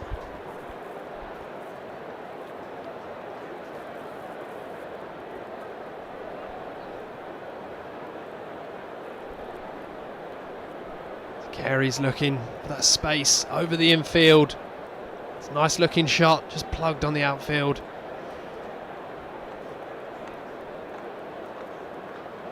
One more ball to go. What can De Carey's do? Steps away, hits with the ball, single down to long on. They're going to come back for the second. That's really good. Outstanding from Cornwell. I think he's going to be run out though. Cornwell ran to the danger end. Alert from Douthwaite down at long on to throw down to the keeper's end and run him out. It's just a single. Middlesex are all out off the final ball. 173 on the board. De Carey's has 5. Cornwell has 1. Don Ford, myself, Kevin Hand will be back with the chase in a little while. 174 is the target for Glamorgan.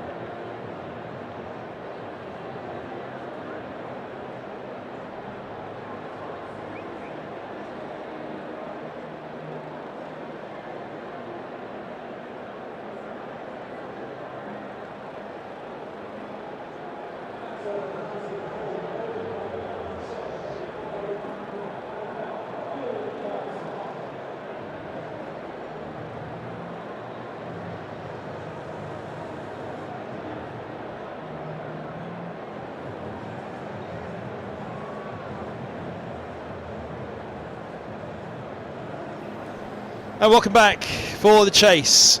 174 is the target for Glamorgan. Middlesex will be disappointed. A collapse has cost them dear.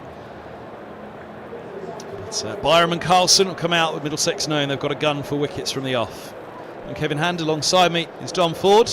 2 slips in place to start up for Noah Cornwall. Middlesex are being bold.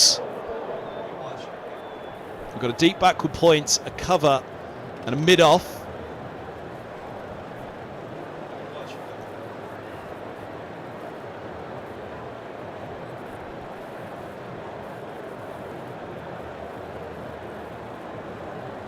So there you see that field. Middlesex are on the attack.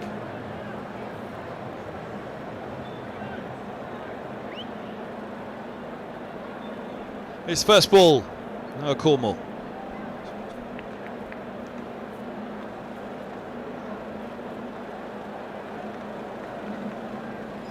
Edge and gone first ball, second slip takes the catch, Middlesex celebrate, they can't believe it. A collapse looks as though it cost them dear, it may still do so, but a wicket with the first ball at Lord's for Noah Cornwall. What a moment for the youngster. The left armer thrown into the side this year to try and help bolster that seam attack. And he's removed Eddie Byram, who drags himself off. First baller in the Glamorgan innings for the left-hander, and a sharp catch for Higgins. What a start, Noah Cornwall.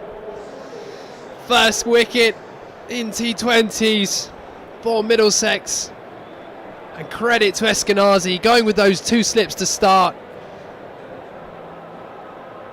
Beautiful traditional cricket outside off stump. Big drive from Eddie Byram, catches the edge, and Ryan Higgins makes no mistake.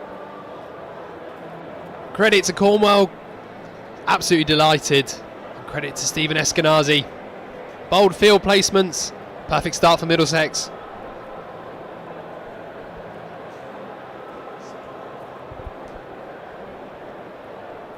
What about that for a celebration? You can only imagine. Lord's debut and a wicket with the first ball.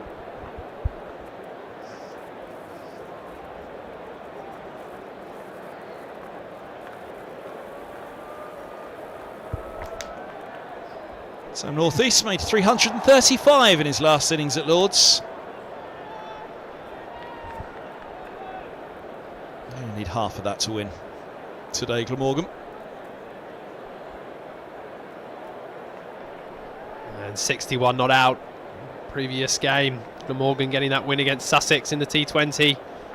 North East played a vital role. Cornwall on the attack here.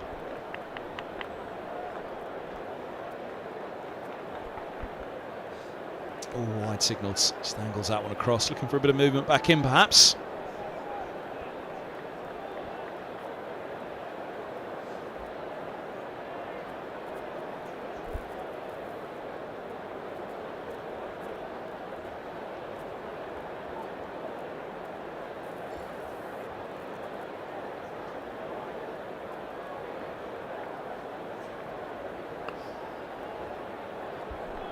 Areas again from Cornwall.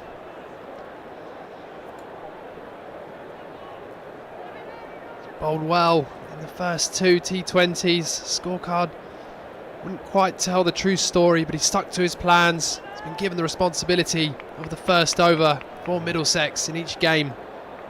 He's getting his reward here.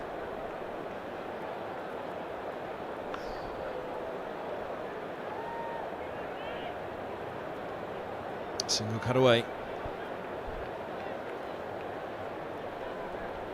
North East off the mark. First run off the bat for Glamorgan. 2 for 1. Middlesex need early wickets here. That was the perfect start.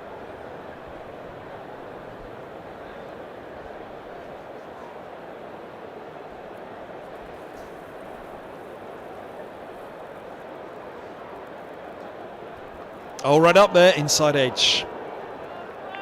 As the pads it goes, that hurts the back of the calf. Oh, we've all been there. Carlson limps away. Ouch. Into the muscle, the calf muscle of his front leg. Oh, ow, ow. Well, let's hope it's the muscle, not a little higher up towards the knee. I think he'd be down in agony now if it was.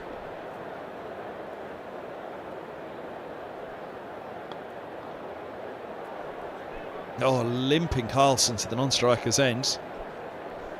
He's gonna. Oh, does he need a painkiller for that? It's going to really impinge. Carlson's singles. He's running. End of the over. It started with a wicket. Noah Cornwall's career at Lords begins with a wicket. There's the inside edge onto the calf that hurt. That will be throbbing right now. 3 for 1 after 1. Just the start Middlesex needed.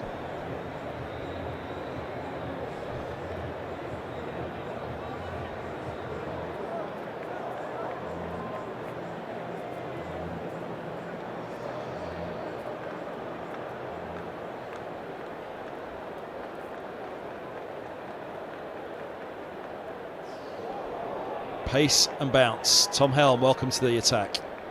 Middlesex are going to need him here.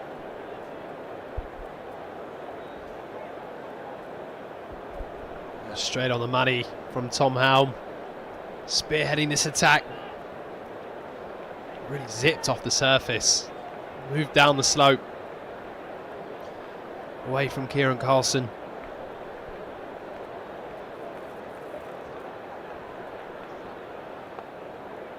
Up on his toes, Carlson. We'll look for 2. And he's had to run off that calf problem.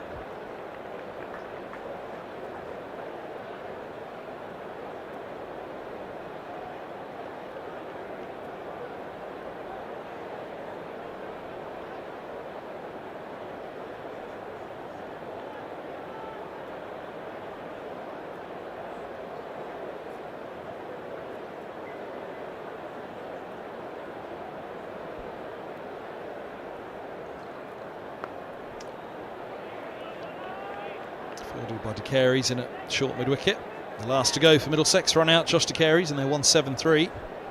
Last ball of the innings, coming back for a second, trying to put the pressure on the fielder.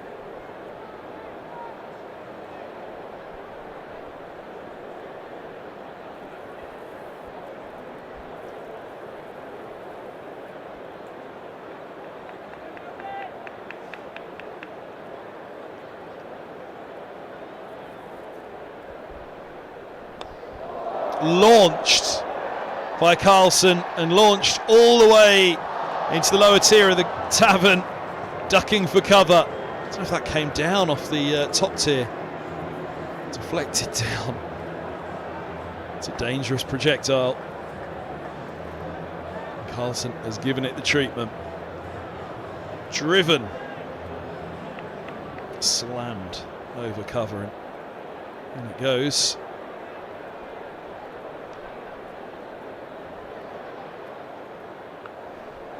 Cut away, cut off the top of middle, single taken, Cracknell there. It's the field set for that. If they back away, really going to get it out to the point fielder.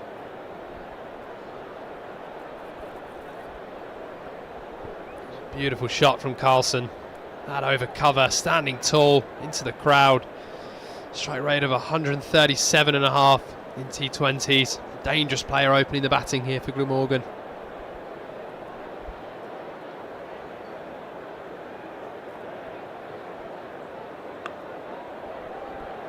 Good from Helm to finish the over. 9 off it though. 12 for 1 after 2.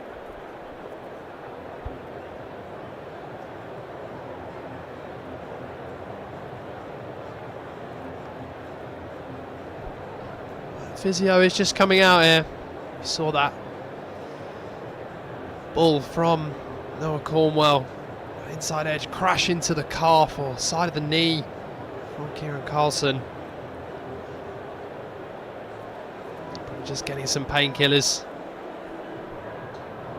Bit of strapping going on that calf.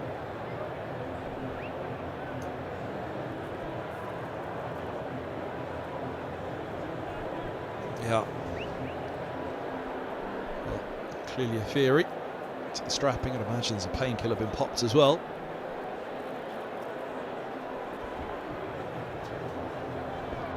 Kieran Carlson, 16 from 13 in the match last year at Merchant Taylors. Middlesex were blasted for 238 for 3 by Glamorgan. Chris Cook, 113, not out from 41.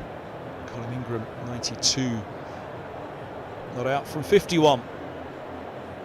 Cracknell and Eskenazi had given Middlesex an amazing start and they looked well set, but it was pretty much as it was today, a collapse. 59 for Eskenazi, 77 for Cracknell, but then nobody else made it into the 20s and Middlesex fell short. 209 for 5 off their 20 overs. They looked very well set in an incredible match, but the blaze of something like 75 runs off the last 3 overs in that Glamorgan innings, quite extraordinary power hitting it was at MTS.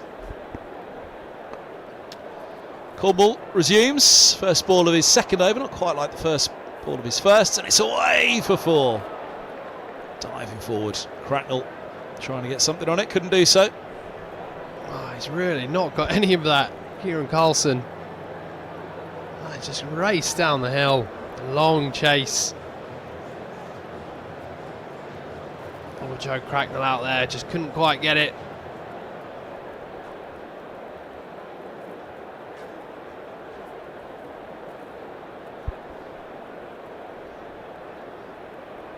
Oh, Cavalier-like from Carlson, down on one knee.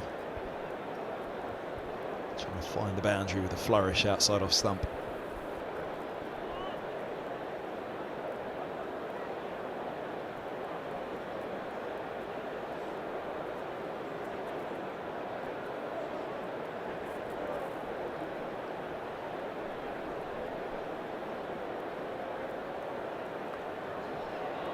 It's just a drag. That's a single to short fine leg. Really good start here from Cornwell. 1 for 8. It was 9 deliveries so far. What all the Middlesex batters have learned from their innings. Seeing changes of pace, keeping that ball nice and straight. You miss, I hit.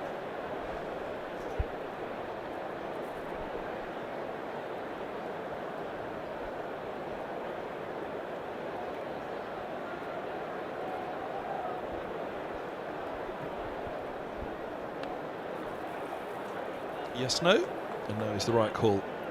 Higgins coming around at cover. Threatened to get going, Higgins couldn't quite.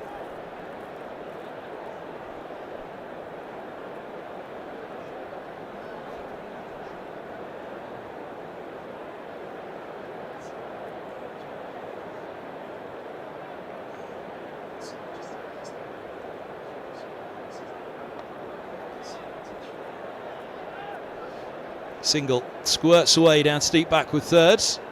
One's come of the over, 6 off it, 1 for 9. For 11 balls, high hopes for Noah Cornwall. Middlesex, when did they last have a left armour at Lords that really was able to make the most of this slope, as left armers just seem to be able to do? Shaheen Shah Afridi perhaps against Glamorgan, of course, did well, picked up the top 3 in the championship match here against Glamorgan a couple of years back, and did likewise down at Fire Gardens as well, but only in short term. James Franklin was the skipper in 2016.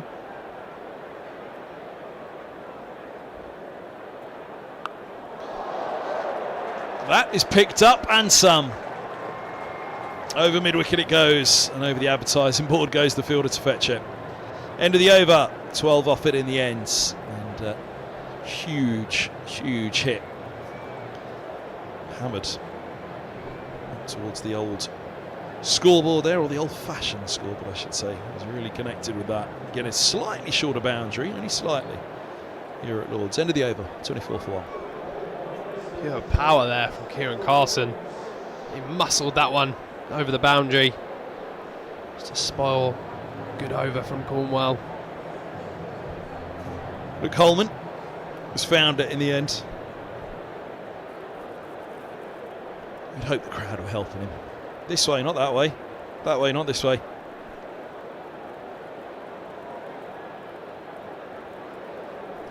Henry Brooks from the nursery end.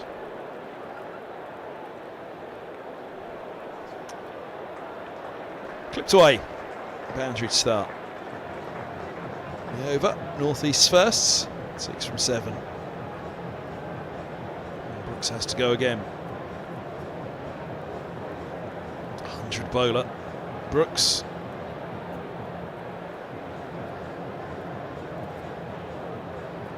Middlesex will hope he can replicate that form in the Blast.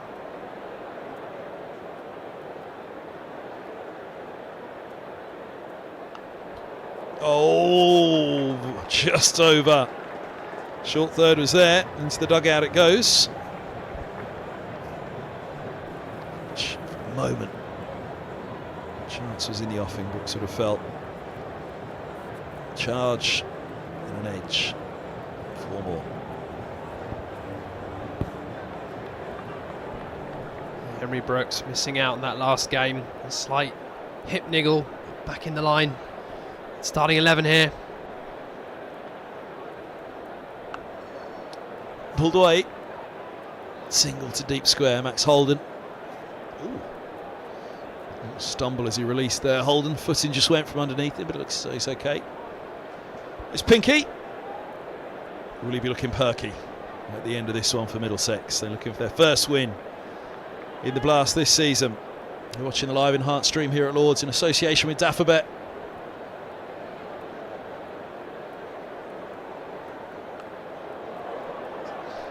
Wow. Upright sweep from Carlson to the quick. He's starting to go down on one knee. Crouching into that one as he carved it over deep backward square. Cracking shot from Carlson. Middlesex need a response here from Brooks.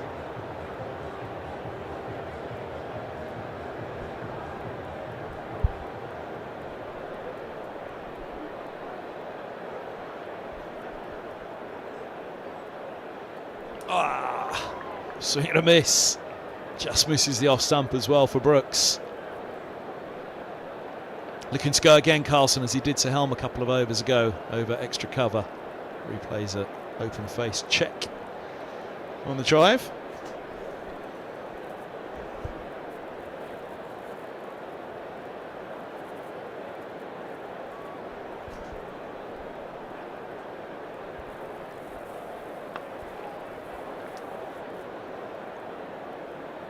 Single to end the over. Costly one for Middlesex. 14 off it from Brooks to start. 38 for 1. Wicket first ball of the innings for Middlesex. Since then, North East and Carlson have started to get going here. Middlesex need another one in that wicket column before this power plays out. You feel their capitulation in the second innings. It's just going to take the pressure off this chase.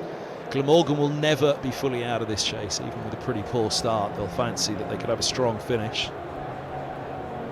136 to win from 96 with 9 wickets standing. You'd fancy your chances as the batting side. The DLS, for what it's worth, we won't need it tonight, but it's 32.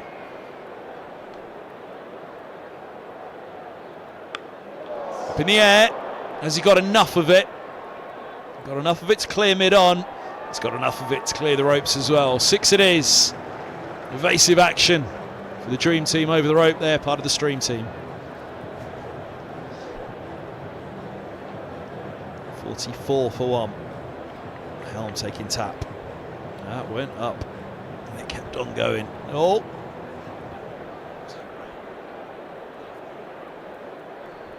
Is that Graham down there?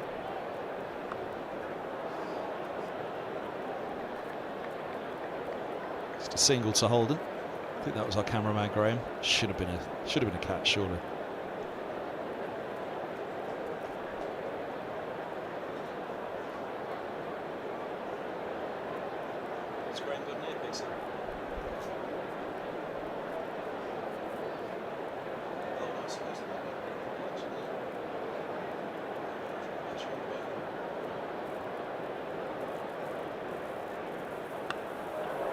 Up in the air, over the infield. It's not going to go over the rope, but it will clear the 3. Backtrack him. Taken 2.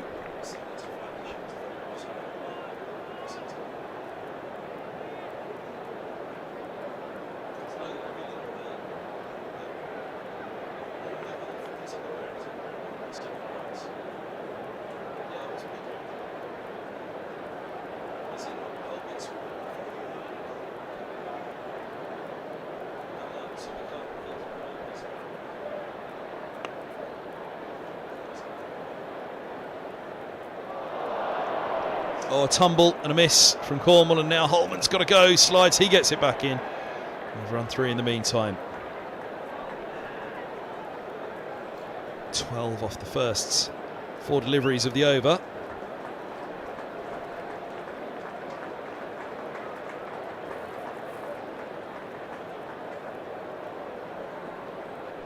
It's the 50 up for these two. 50 partnership. Quick time as well.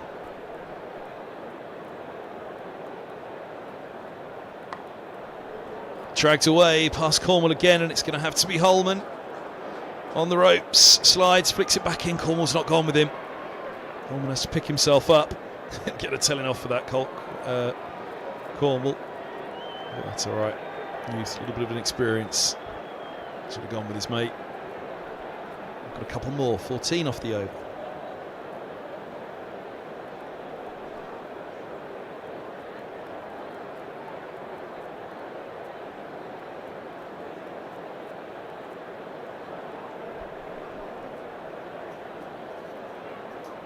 Slow ball and a wide. Well judged by Carlson. He didn't even move.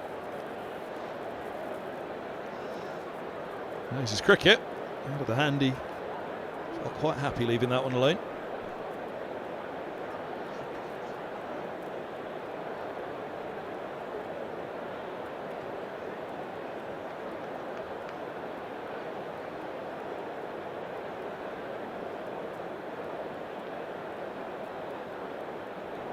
Slow ball from Helm outside off, well bowled. Carlson acknowledges, smile on the face, end of the over. Helm gets out of it with the dot ball after the wide, but a costly over there for Middlesex. For 15. North East 16 from 11. Carlson 35 from 18. Glamorgan 53 for 1. And there's 1 over to go with the power play. The same stage, Middlesex 52 for none. So very even at this stage. Middlesex with that big collapse in the second part of their innings. Josh De Carey's into the attack. First look of spin. This evening sunshine, crowd enjoying themselves.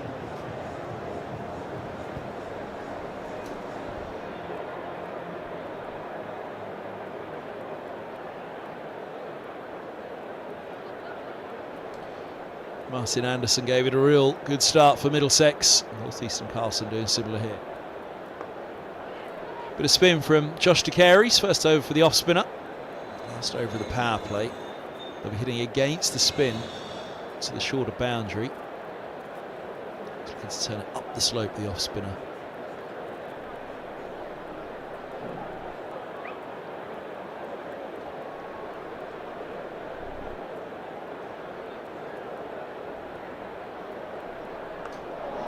Sweet pick up.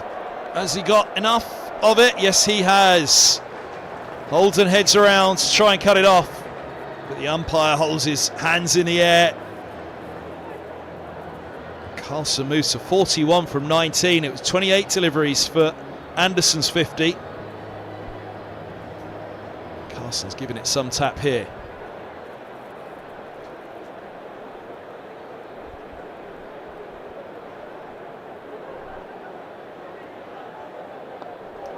Up and over again, and up and over again for 6. Oh, burst through the hands in the crowds. Ouch for somebody. Hopefully not too much damage done.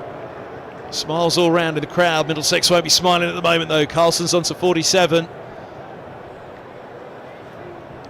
And the risk of bringing in the spinner in the power play is not paying off at the moment. 13 off the first 3 of the over. And Middlesex can ill afford to play with at the moment. Whose catch was it? Oh, only 1 of 3.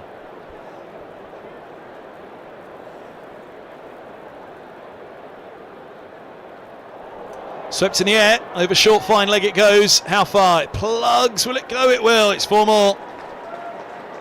Carlson moves to 51 from 21 deliveries. An incredible innings. 3 4s, 5 6s. And they've almost brought this target down to below 100 with inside the power play. Carlson almost looks a bit dazed and bewildered himself at what he's just done.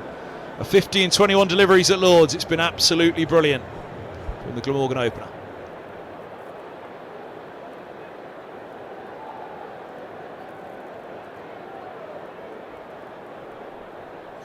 Oh, an edge on this one. Good tumbling stop from McCall. They have a single. Just 3 runs from Kieran Carlson's first 5 balls. And then after he hit that lofted drive for 6 off Tom Helm, he just kicked into action. It's flown to 50. Some beautiful strikes.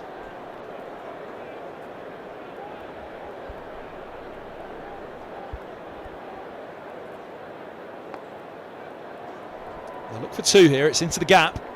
Happily take the single though. Power play's done. 72 for 1.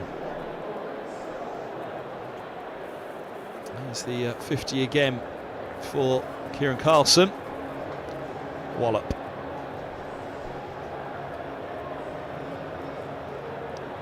And there's the moment he knows. 50 off 21 balls at Lords. A little look up at the sight screen. Calf's not quite as painful now for Carlson. 4th 50 for Kieran Carlson in T20s. High score of 77. Let's put Glamorgan in a really strong position here with a very, very impressive middle order. Middlesex need wickets. And they turn to their go-to man, Ryan Higgins, coming in from the pavilion end. 72 for 1 after 6. Middlesex at this stage 71 without loss.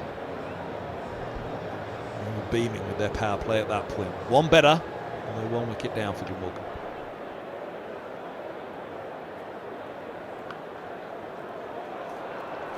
Well, there's a start just out of the power play. Middlesex clattered 17 off their 7th over. Glamorgan 4 off the first ball of theirs.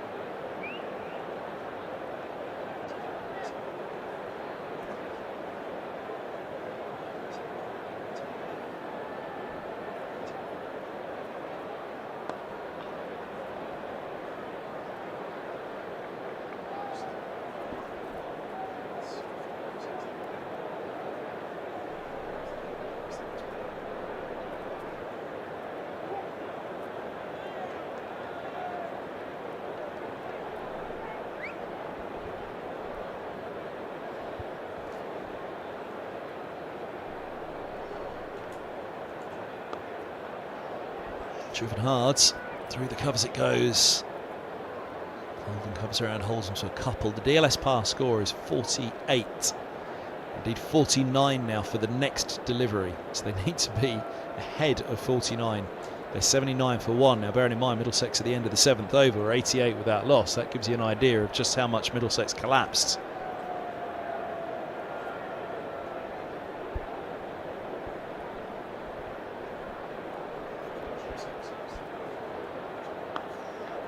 Swung in the air, swung to the fielder and held on.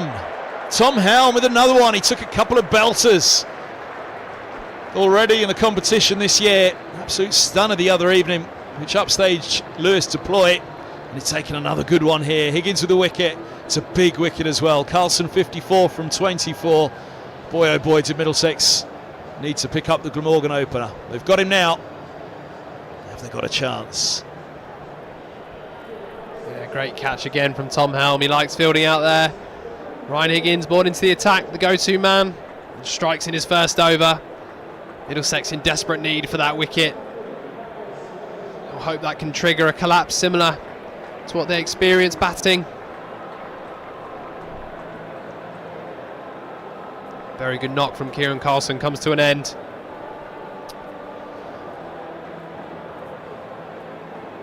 Flight descending in to Heathrow in the hazy distance. Goodness me, that's a good lens on that. You can just about make that plane out in the distance there.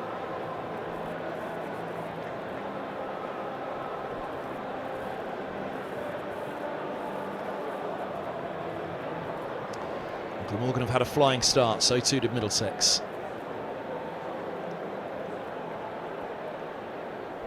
Can Middlesex force the collapse that they suffered themselves?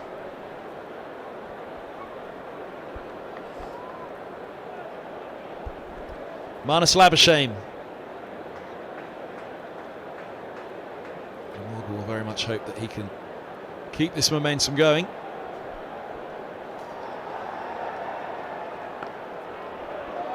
Keep their heads from here, and it's a good game. The DLS, even with the wickets, just gone up to 55. It's barely moved.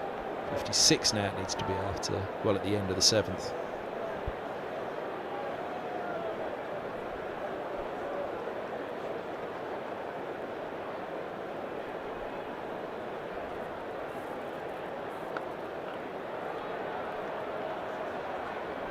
Good over from Ryan Higgins after that boundary off the first ball. Important wicket of Carlson. Morgan 79 for 2 from 7 overs.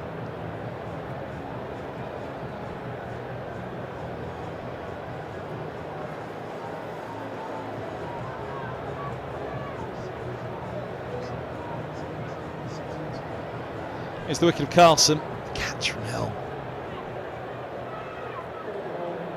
He's done very, very well. That was dying on him all the way. Dentist job when you're diving forward like that. Here's Luke Holman.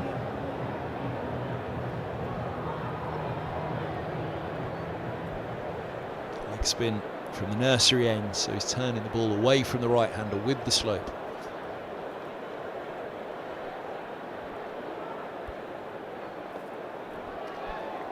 Nicely landed to begin.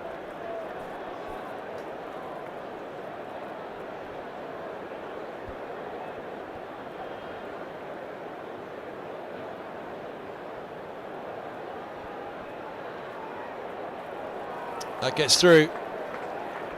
Backward point gives chase, but once you're beaten on that offside, generally it's away.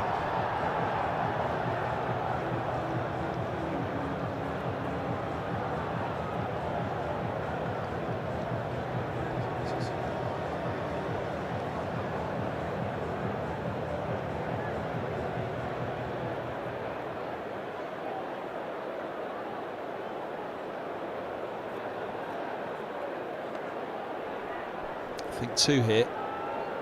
Just a little bit too much purchase on it. Reaches Holden too quickly.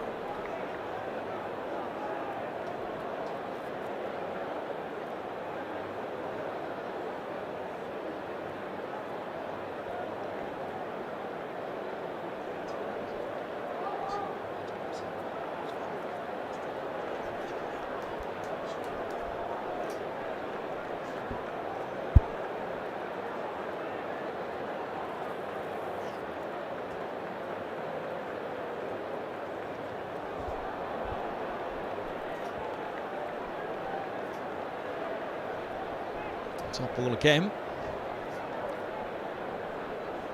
I've just been slightly distracted, I'll have to confess, on another stream that we're watching in front of us. Pakistan and USA are going to a super over in Dallas. Nice little slap to extra cover. Stay on this stream, of course, like us. 4 off the last ball has bumped back over mid-off. And Pakistan level the scores. USA level the scores for the last ball of their innings.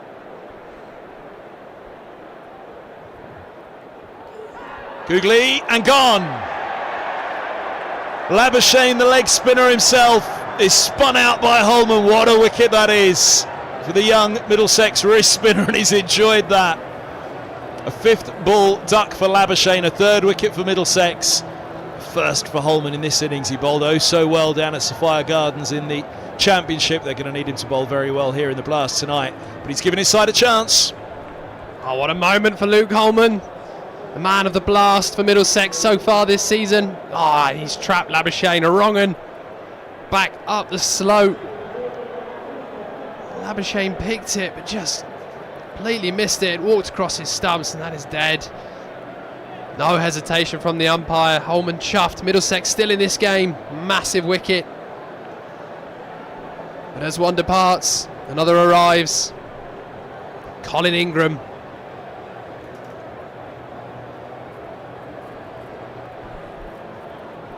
Centurion at Sophia Gardens, replaced by another.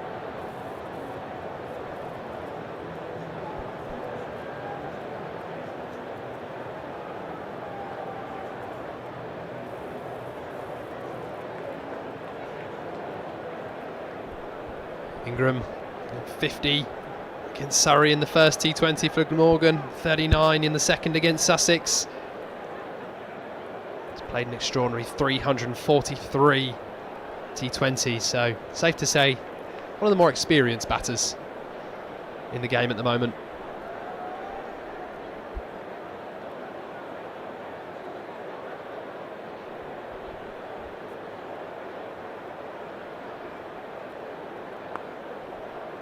Block delivery to start from Higgins.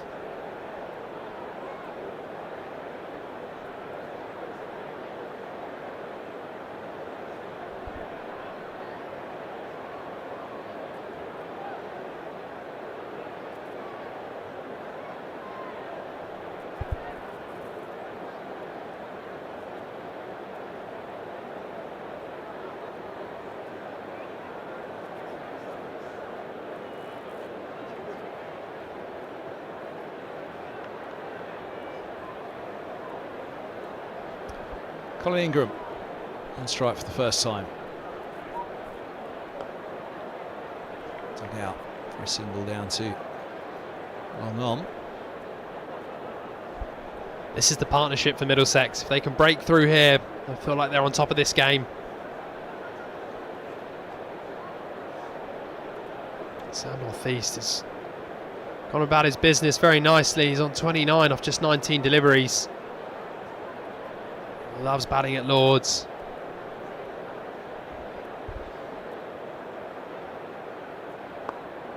Block hole from Higgins. Bumped back by Northeast. He's on to 30. Only 305 short of what he scored here earlier this season. Still it's a start.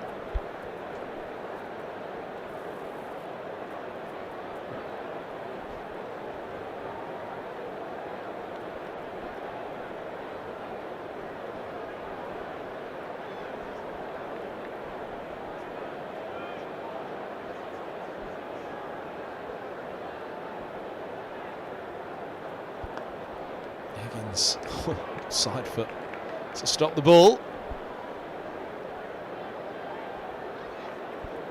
It's the USA have just taken Pakistan to super over, coached by the former Middlesex coach, Stuart Law. A few tinnies in the offing tonight, no matter the outcome now. Bumps into the covers. Ooh, and they've scampered. No, they haven't. They've sent back.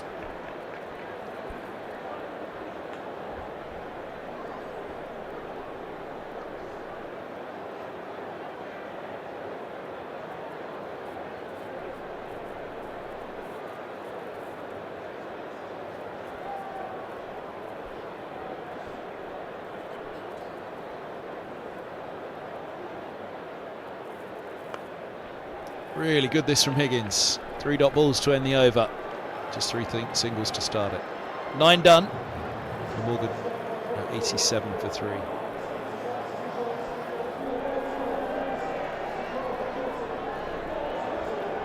At this stage, Middlesex still hadn't lost a wicket. 102 for none from 9 overs. Just emphasising that second innings collapse. Lords now fully covered in shade. Just the mound stand and some late evening sunshine. It's a beautiful Thursday night here. I thought it was Friday. Thursday night here at Lords. Got that Friday feeling, Mr. Ford.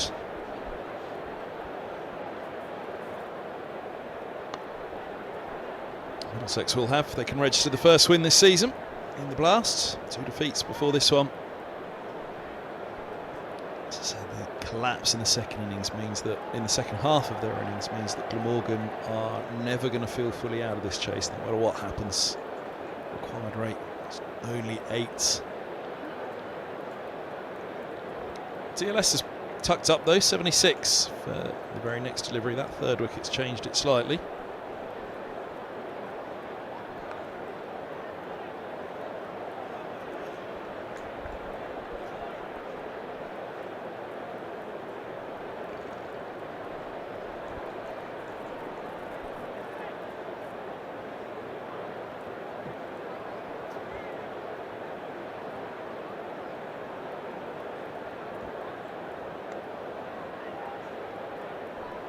Just a tickle.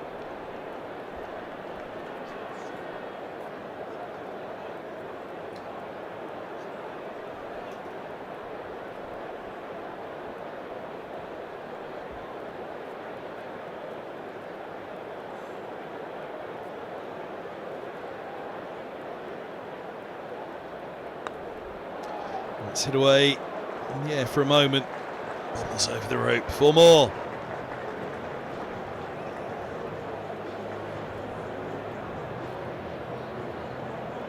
Number 26 of 10 deliveries for De Carey's. Needs to get out of the over now.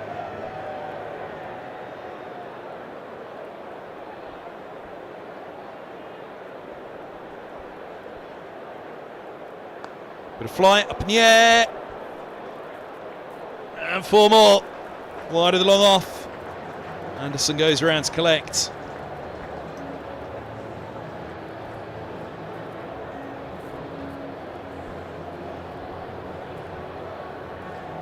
Beautiful shot, Colin Ingram. Up and over cover. Back-to-back boundaries now.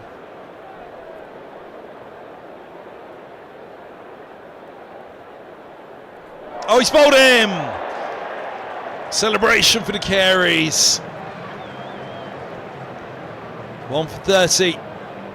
After 2 overs for De Carey's, he was disappointed. You can see with those back-to-back boundaries. He's delighted now he's got the wicket, the big wicket as well. Colin Ingram gone for 10 off 8. He's done some damage over the years to Middlesex. And tonight for the South African. Back he goes. 98 for 4. Game's just starting to tighten now. Yeah, another big wicket. Just De Carey's. He's gone for some runs so far, but he's chipped in. Vital wicket of Colin Ingram.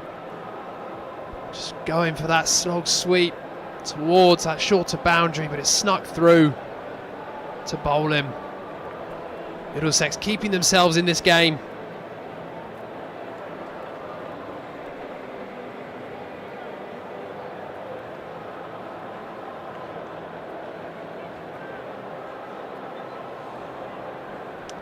Chris Cook,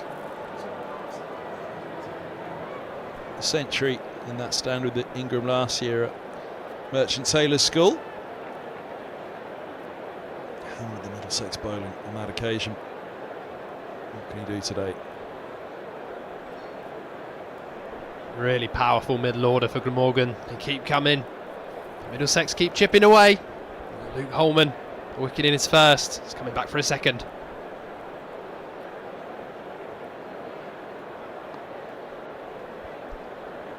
Worked away by North East.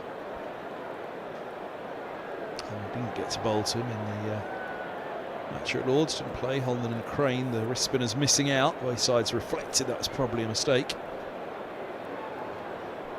Eskenazi missed that game with a finger injury. Not sure if that's the finger he's got straps at the moment.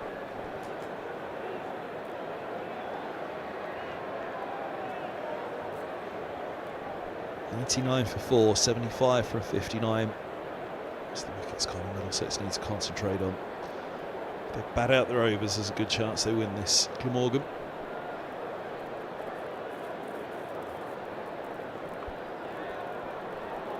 Top ball.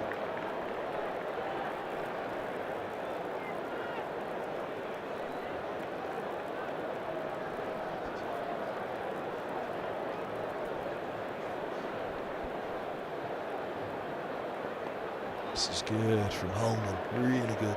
Lands it under Cook, gives the right hand of the problem. Eskenazi sending deep mid-wicket back and deep square. Who's coming up?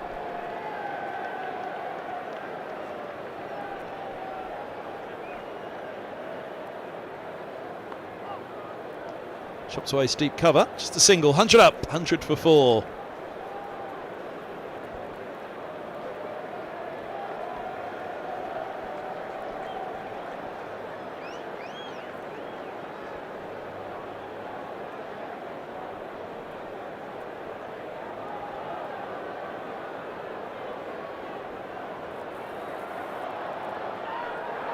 Now another decision to make, not out. Early shake of the head from umpire Blackwell. Luke Holman disagrees. Asks why.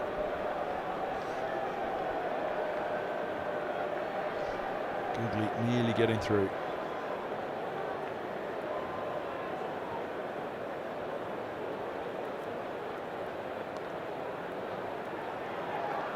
Gentle single to end the over. 11 gone. Here's the LBW, the googly, I think it was, from Holman. Let's have a look. Yep. Doing too much, in the opinion of the umpire. Sliding down. 1-1 for 4. Cook has 1, North East has 34.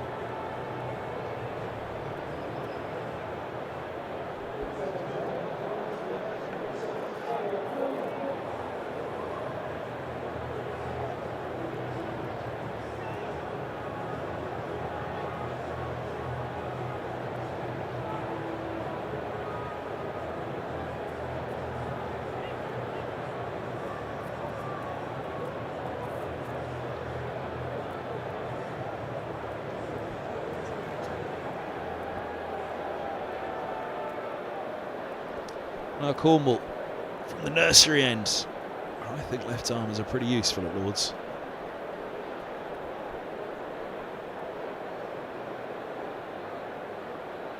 Into the pads first up. They're running the single on as a collision. And Middlesex don't throw down the stumps at the non-striker's end after the collision. Good sportsmanship. They hold the ball.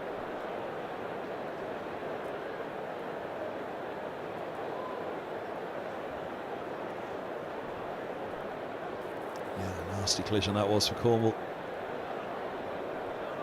And the batter.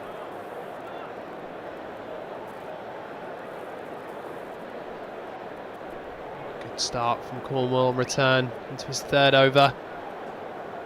Change of ends.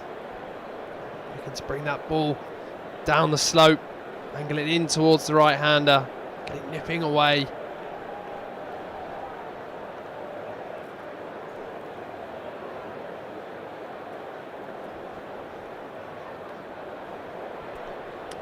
To long leg for a single. Interested to see how Cornwall goes at this nursery, and he's around the wicket at the moment to the right-handers. Be interested to see if he decides to come over, but if he does, that could just angle sweetly across the right-handers to that short boundary, which is why he's around the wicket to tuck them up. It's the big boundary on the onside at the moment. Trying to give himself room to access the offside North Easts.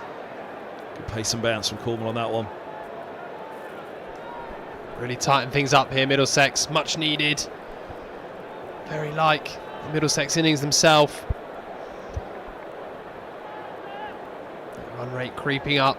Every single, every dot ball.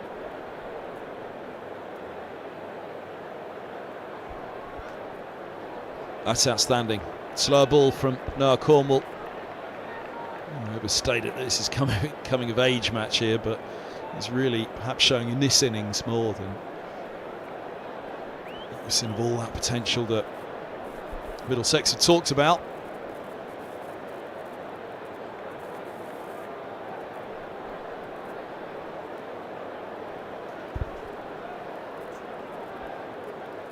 Leg side on that occasion though, worked fine for 4. Nicely tickled by Sam North East. Well, just straying a little bit towards that leg side. North East getting enough on it, getting it fine enough as well. Raced towards the pavilion.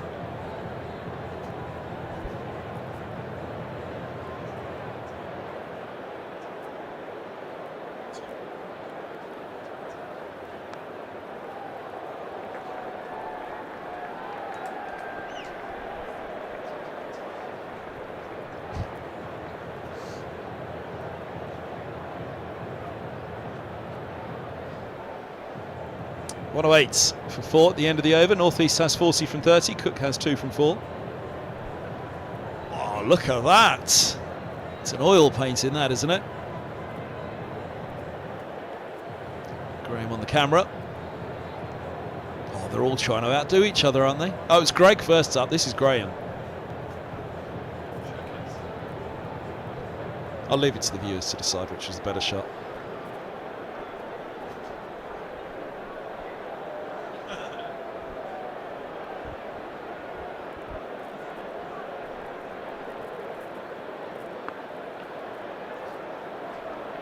beautifully placed into the gap. Boundary to start the over. It's dropped short. Luke Holman. He's 44 from 31. He's doing it again here for Glamorgan. Sam North East loves batting at Lords. A little short from Holman and hoiked away through mid-wicket for 4. Bit of flight. He's back.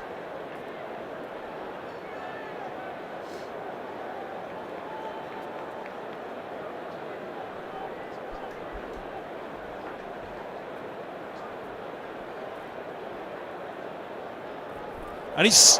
Oh, now! What happened there? Has it bounced back off the keeper, or did it just take a deflection? I think, judging by the reactions, it may have bounced back.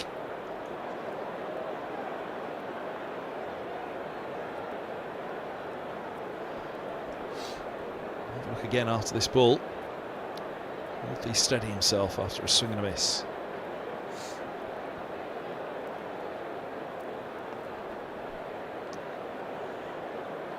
He worked off the back foot. Let's have a look.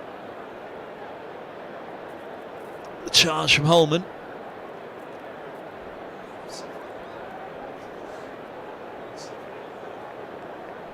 Yeah, I think it's bounced back off the keeper, all right.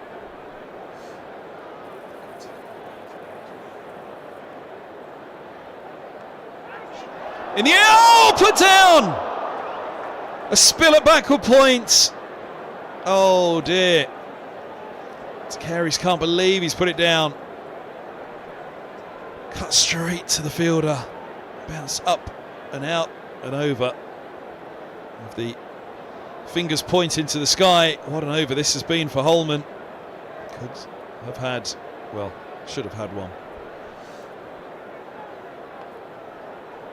Top ball to finish, but 1 from 14, it is off 3. Middlesex need to shake themselves off after that.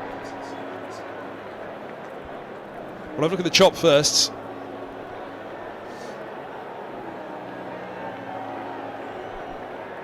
It's cut.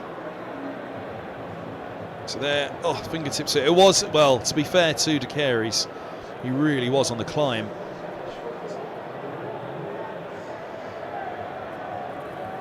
There you go. You can see he got fingertips to it. Well played, Josh Carey's, and well played everyone on the cameras as well.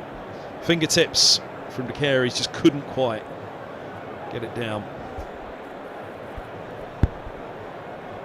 We mentioned the USA-Pakistan. USA batting that first super over, hitting 18. Pakistan need 19 to win. Swung down the grounds for a single, too long off. Higgins coming now from the nursery end. 2 big moments in that last Luke Holman over. He deserves more wickets, Luke Holman. Brilliant figures, 3 overs, 1 for 14. Could have had 2 more to add.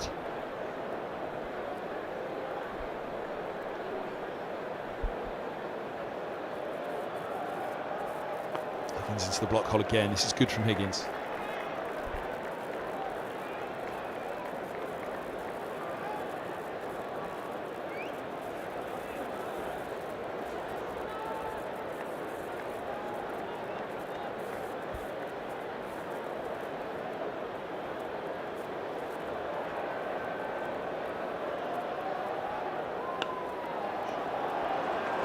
It's away, 4 more, wide of mid-off.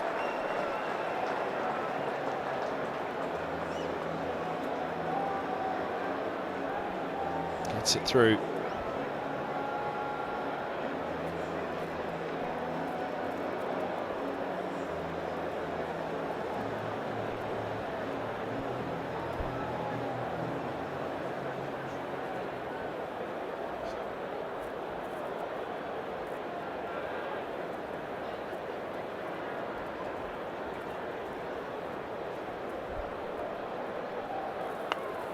It's the block hole, single taken.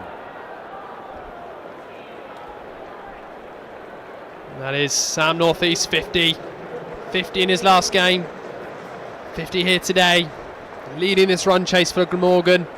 Mentioned it a few times, he loves playing at Lords. triple hundred here earlier in the season. Half century now, 38 deliveries.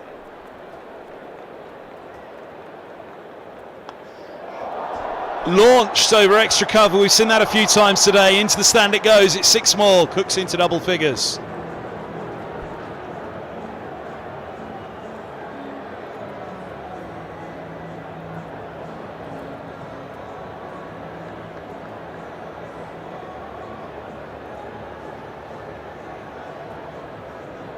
All action in the crowd.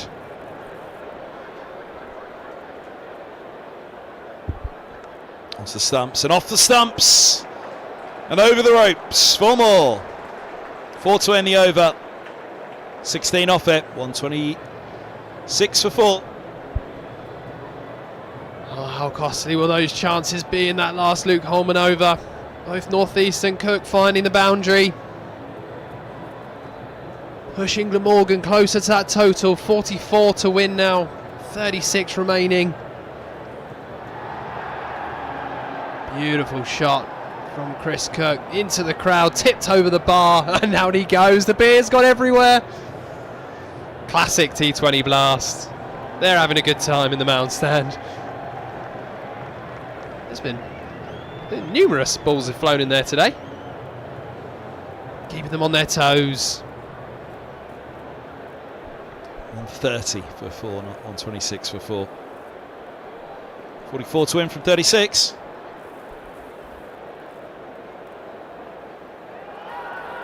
Luke Holman in for his last over. Big over. Will Glamorgan just play him out? He's going to be looking for more wickets.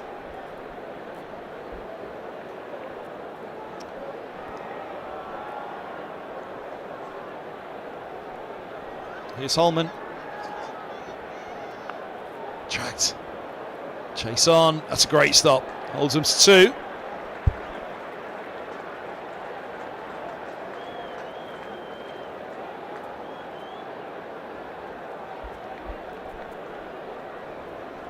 Brilliant work. Out on that boundary, Joe Cracknell swoops those boundaries brilliantly. Swung into the air. Extra cover coming around is Max Holden on the boundary. They've got 2 more.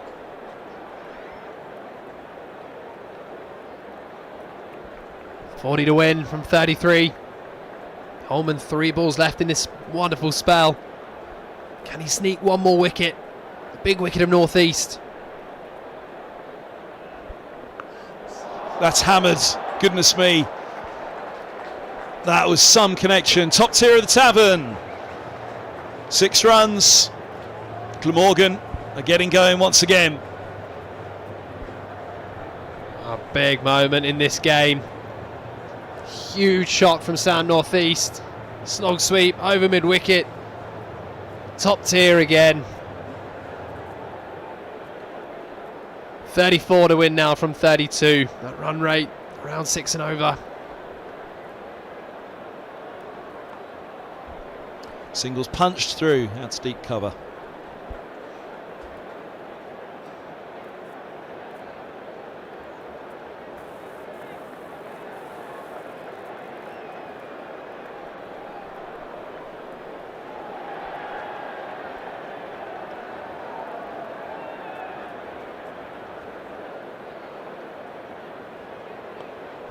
Up in the air, placed wide of long off.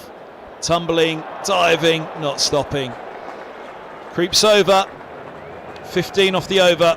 Anderson can't stop it. Cook's 18 from 9. It just shows you those big moments in the game.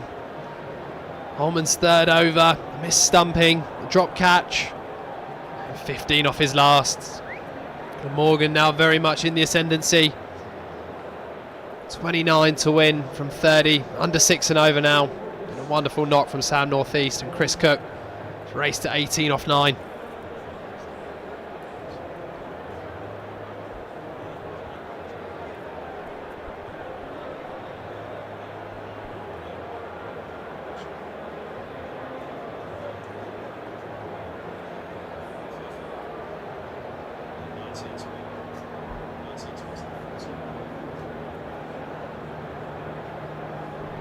Henry Brooks back into the attack. Middlesex need their new signing, fast bowler, to stand up here. Can he pull off something special?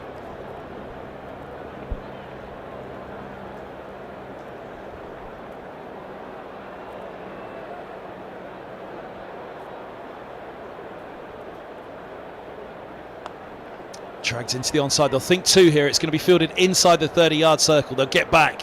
Anderson's doing his best, but there's nothing he can do. It's a deep boundary.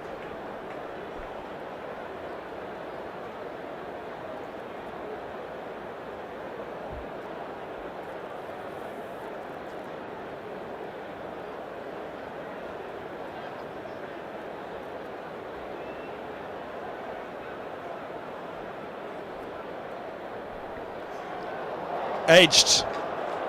And edged fine. Fine of Higgins for 4.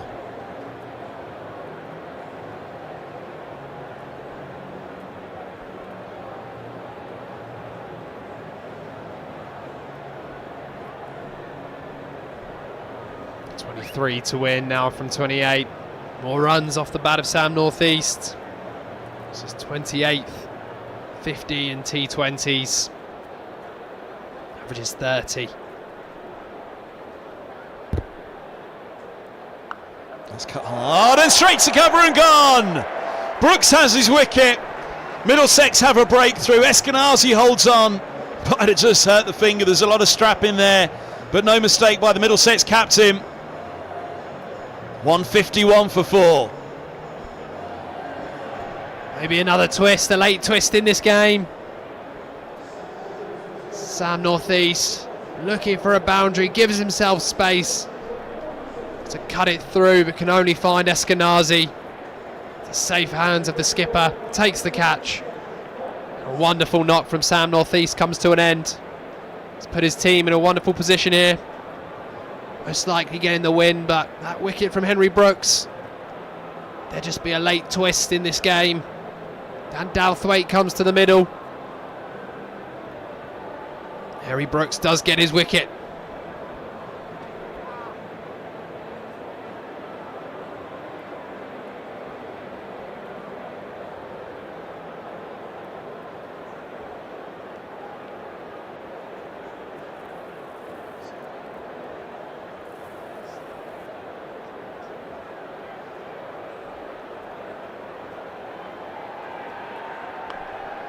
Dragged away. Big chase here. They'll get a couple at least.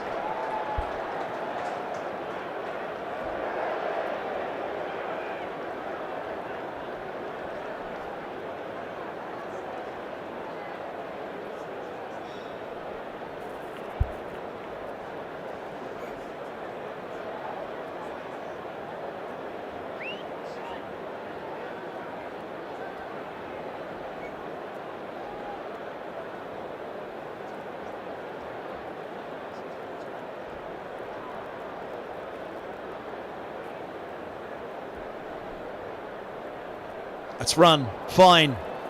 Deep third comes around, holds them to 1. 19 from 26.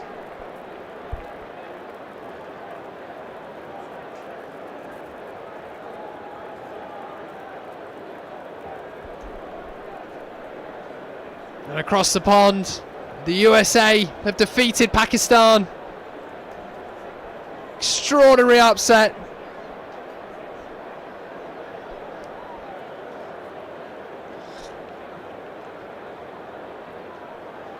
Here goes Brooks. It's driven hard, straight to the cover fielder. Douthwaite's 4 from 1. Couple of wickets now, changes this here. 18 to win from 24. 156 for 5.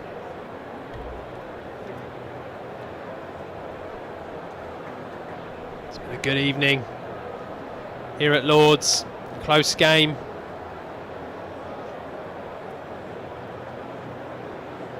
Enjoyable day of cricket. Sunrisers versus the Stars this afternoon, followed by Middlesex Glamorgan here. Some of these visitors would have been here all day.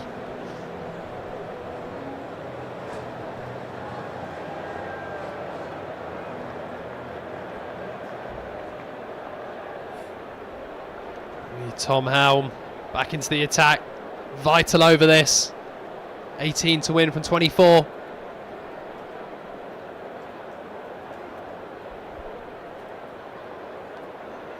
Little dab for a single. Throw comes in. Is they backing up? They won't get back. They've overrun.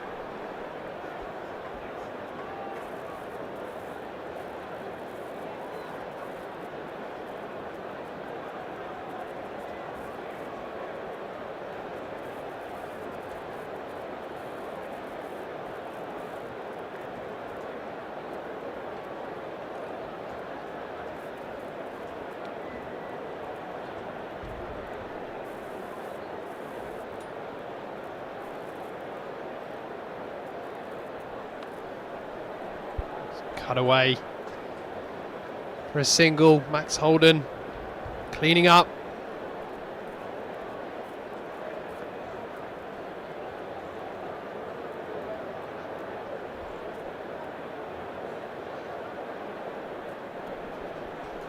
Desperately need a wicket here.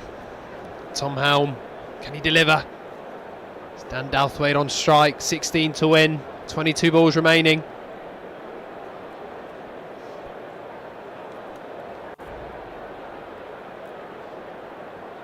Slow ball up in the air, over the infield, it's 4. It's 12 to win from 21. Middlesex need a miracle from Helm here now.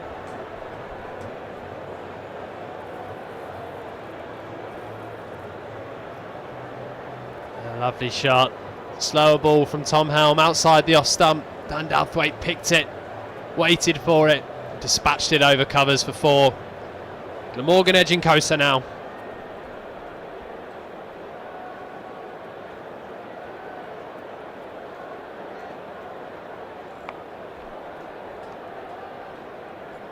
Single drags away. Pressure's off for Glamorgan. They're nearly there. Helm's come up with some magic over the years, but goodness me, surely this will even be beyond him now. I'll look to get it done in the next over, you'd imagine.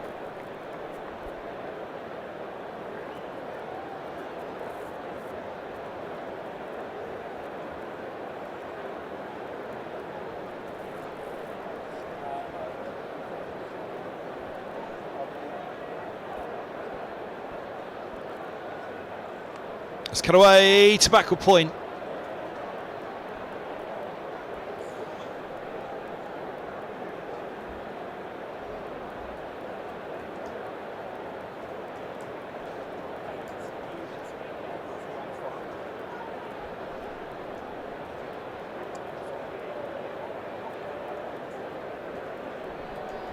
Last ball of the over. Tom Helm needs a wicket.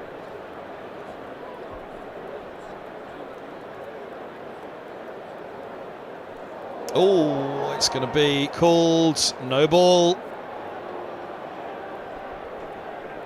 No ball called. It's over the head, the bouncer.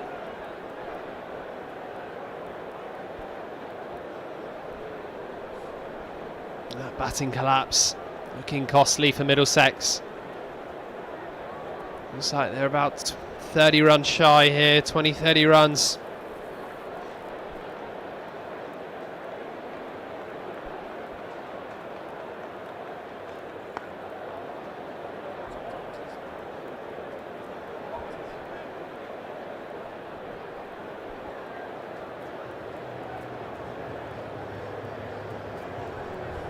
Single to end the over, 166 for 5, just 8 to win now from the last 3 overs. 5 wickets still in hand.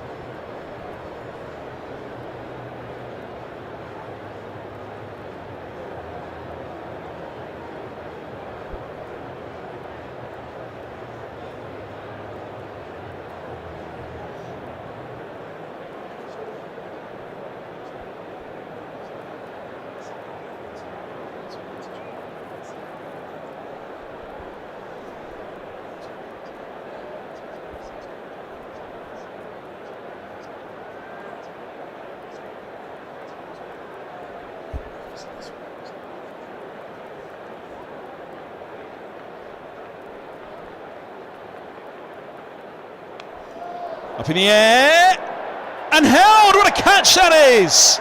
Ryan Higgins, another stunner. Middlesex keep taking their catches, and great catches in the outfield as well.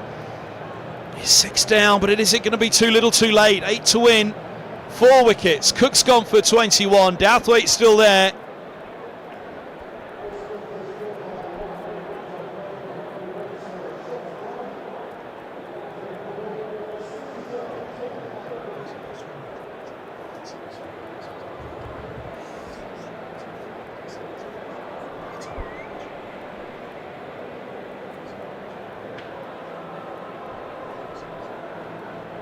That is something else from Higgins. Can Brooks take it to one more over and let Helm have another go?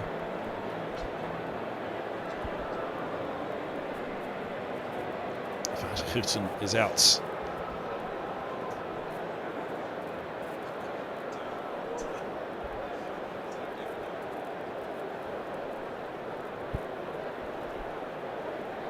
Henry Brooks, tail up, needs another wicket. Top ball, there's a start. 8 from 16. Helm's in the mood. He's got none for 34 from 3, Helm, but he's harked back to that final over where he defended 5 off a final over to win a match here. Middlesex need wickets. That over. Van der Hooten did all the damage really, or finished the damage, finished the job with triple wicket maiden. That's up in the air and safe. Push back in. They'll get back for 2. 6 to win from 15. Just with a one shot now. Van der Hooten going for a big one outside the off stump, cutting away. Was in the air, but safely between the fielders.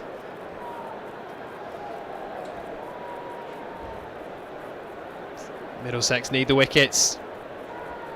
Glamorgan's game, unless something special can happen. Down the ground, 4 runs, it's 2 to win. It's a lovely shot. Van der Hooten drives it on the up, a straight drive down the ground. Mark of the pitch here at Lord's, been a good one today. Middlesex let it go, they know they did in the second half of the innings.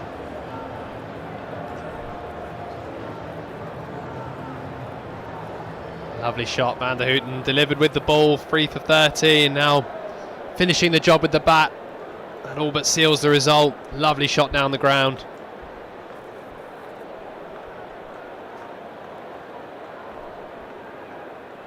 Slow ball bowls him! 7 down. 172 for 7. The overwhelming feeling right now will be frustration though for Middlesex. That collapse is probably going to cost them very, very heavily, unless Brooks can produce something special with this next ball, and then it's over to the maestro of T20 cricket for Middlesex bowling, Tom Helm. Very well bowled, Henry Brooks, holding his nerve. Brilliant slower ball. Gets through Van der Hooten. 2 wickets in the over now, 3 in this spell from Henry Brooks. Can he get one more here? Just give Middlesex a slight slimmer of hope. Gorvin, how's your nerves? You heard from Gorvin's dad as well, I think it was Andy, when we were down at Glamorgan.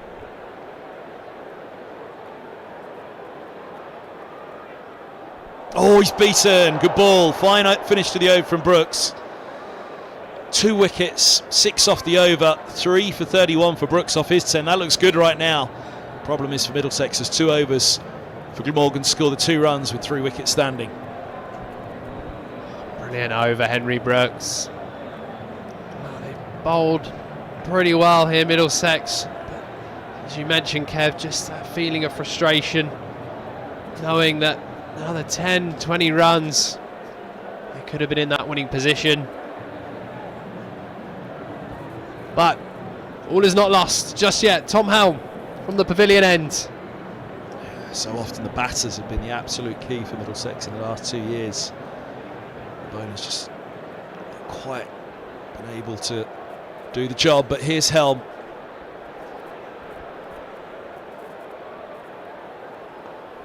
He's been a shining light throughout, but there's an inside edge that'll take the scores level. And it's one to win.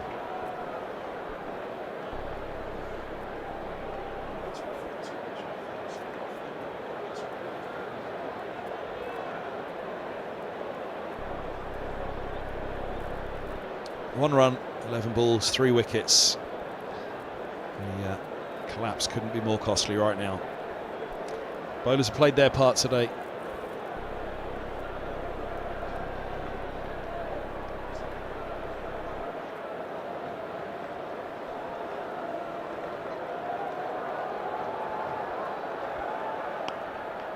There's the drive, there's the winning runs.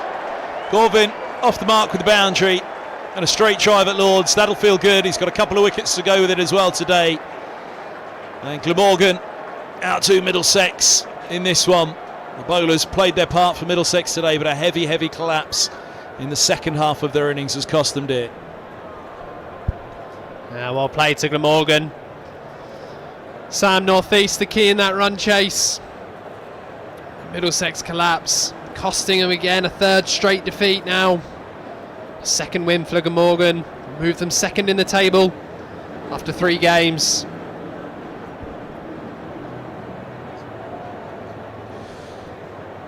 That's it for Middlesex. A defeat tonight. They'll be disappointed. It was such a good start. They'll reflect on that. They will reflect on a vastly improved performance with the ball, but it's that collapse that has cost them dear. That's it from the live enhanced stream here at Lords in association with Daffabet. For myself, Kevin Hands on Ford's been alongside me, for everybody bringing you the stream this evening. We wish you a very good evening. And it's congratulations to Glamorgan, who win by 3 wickets.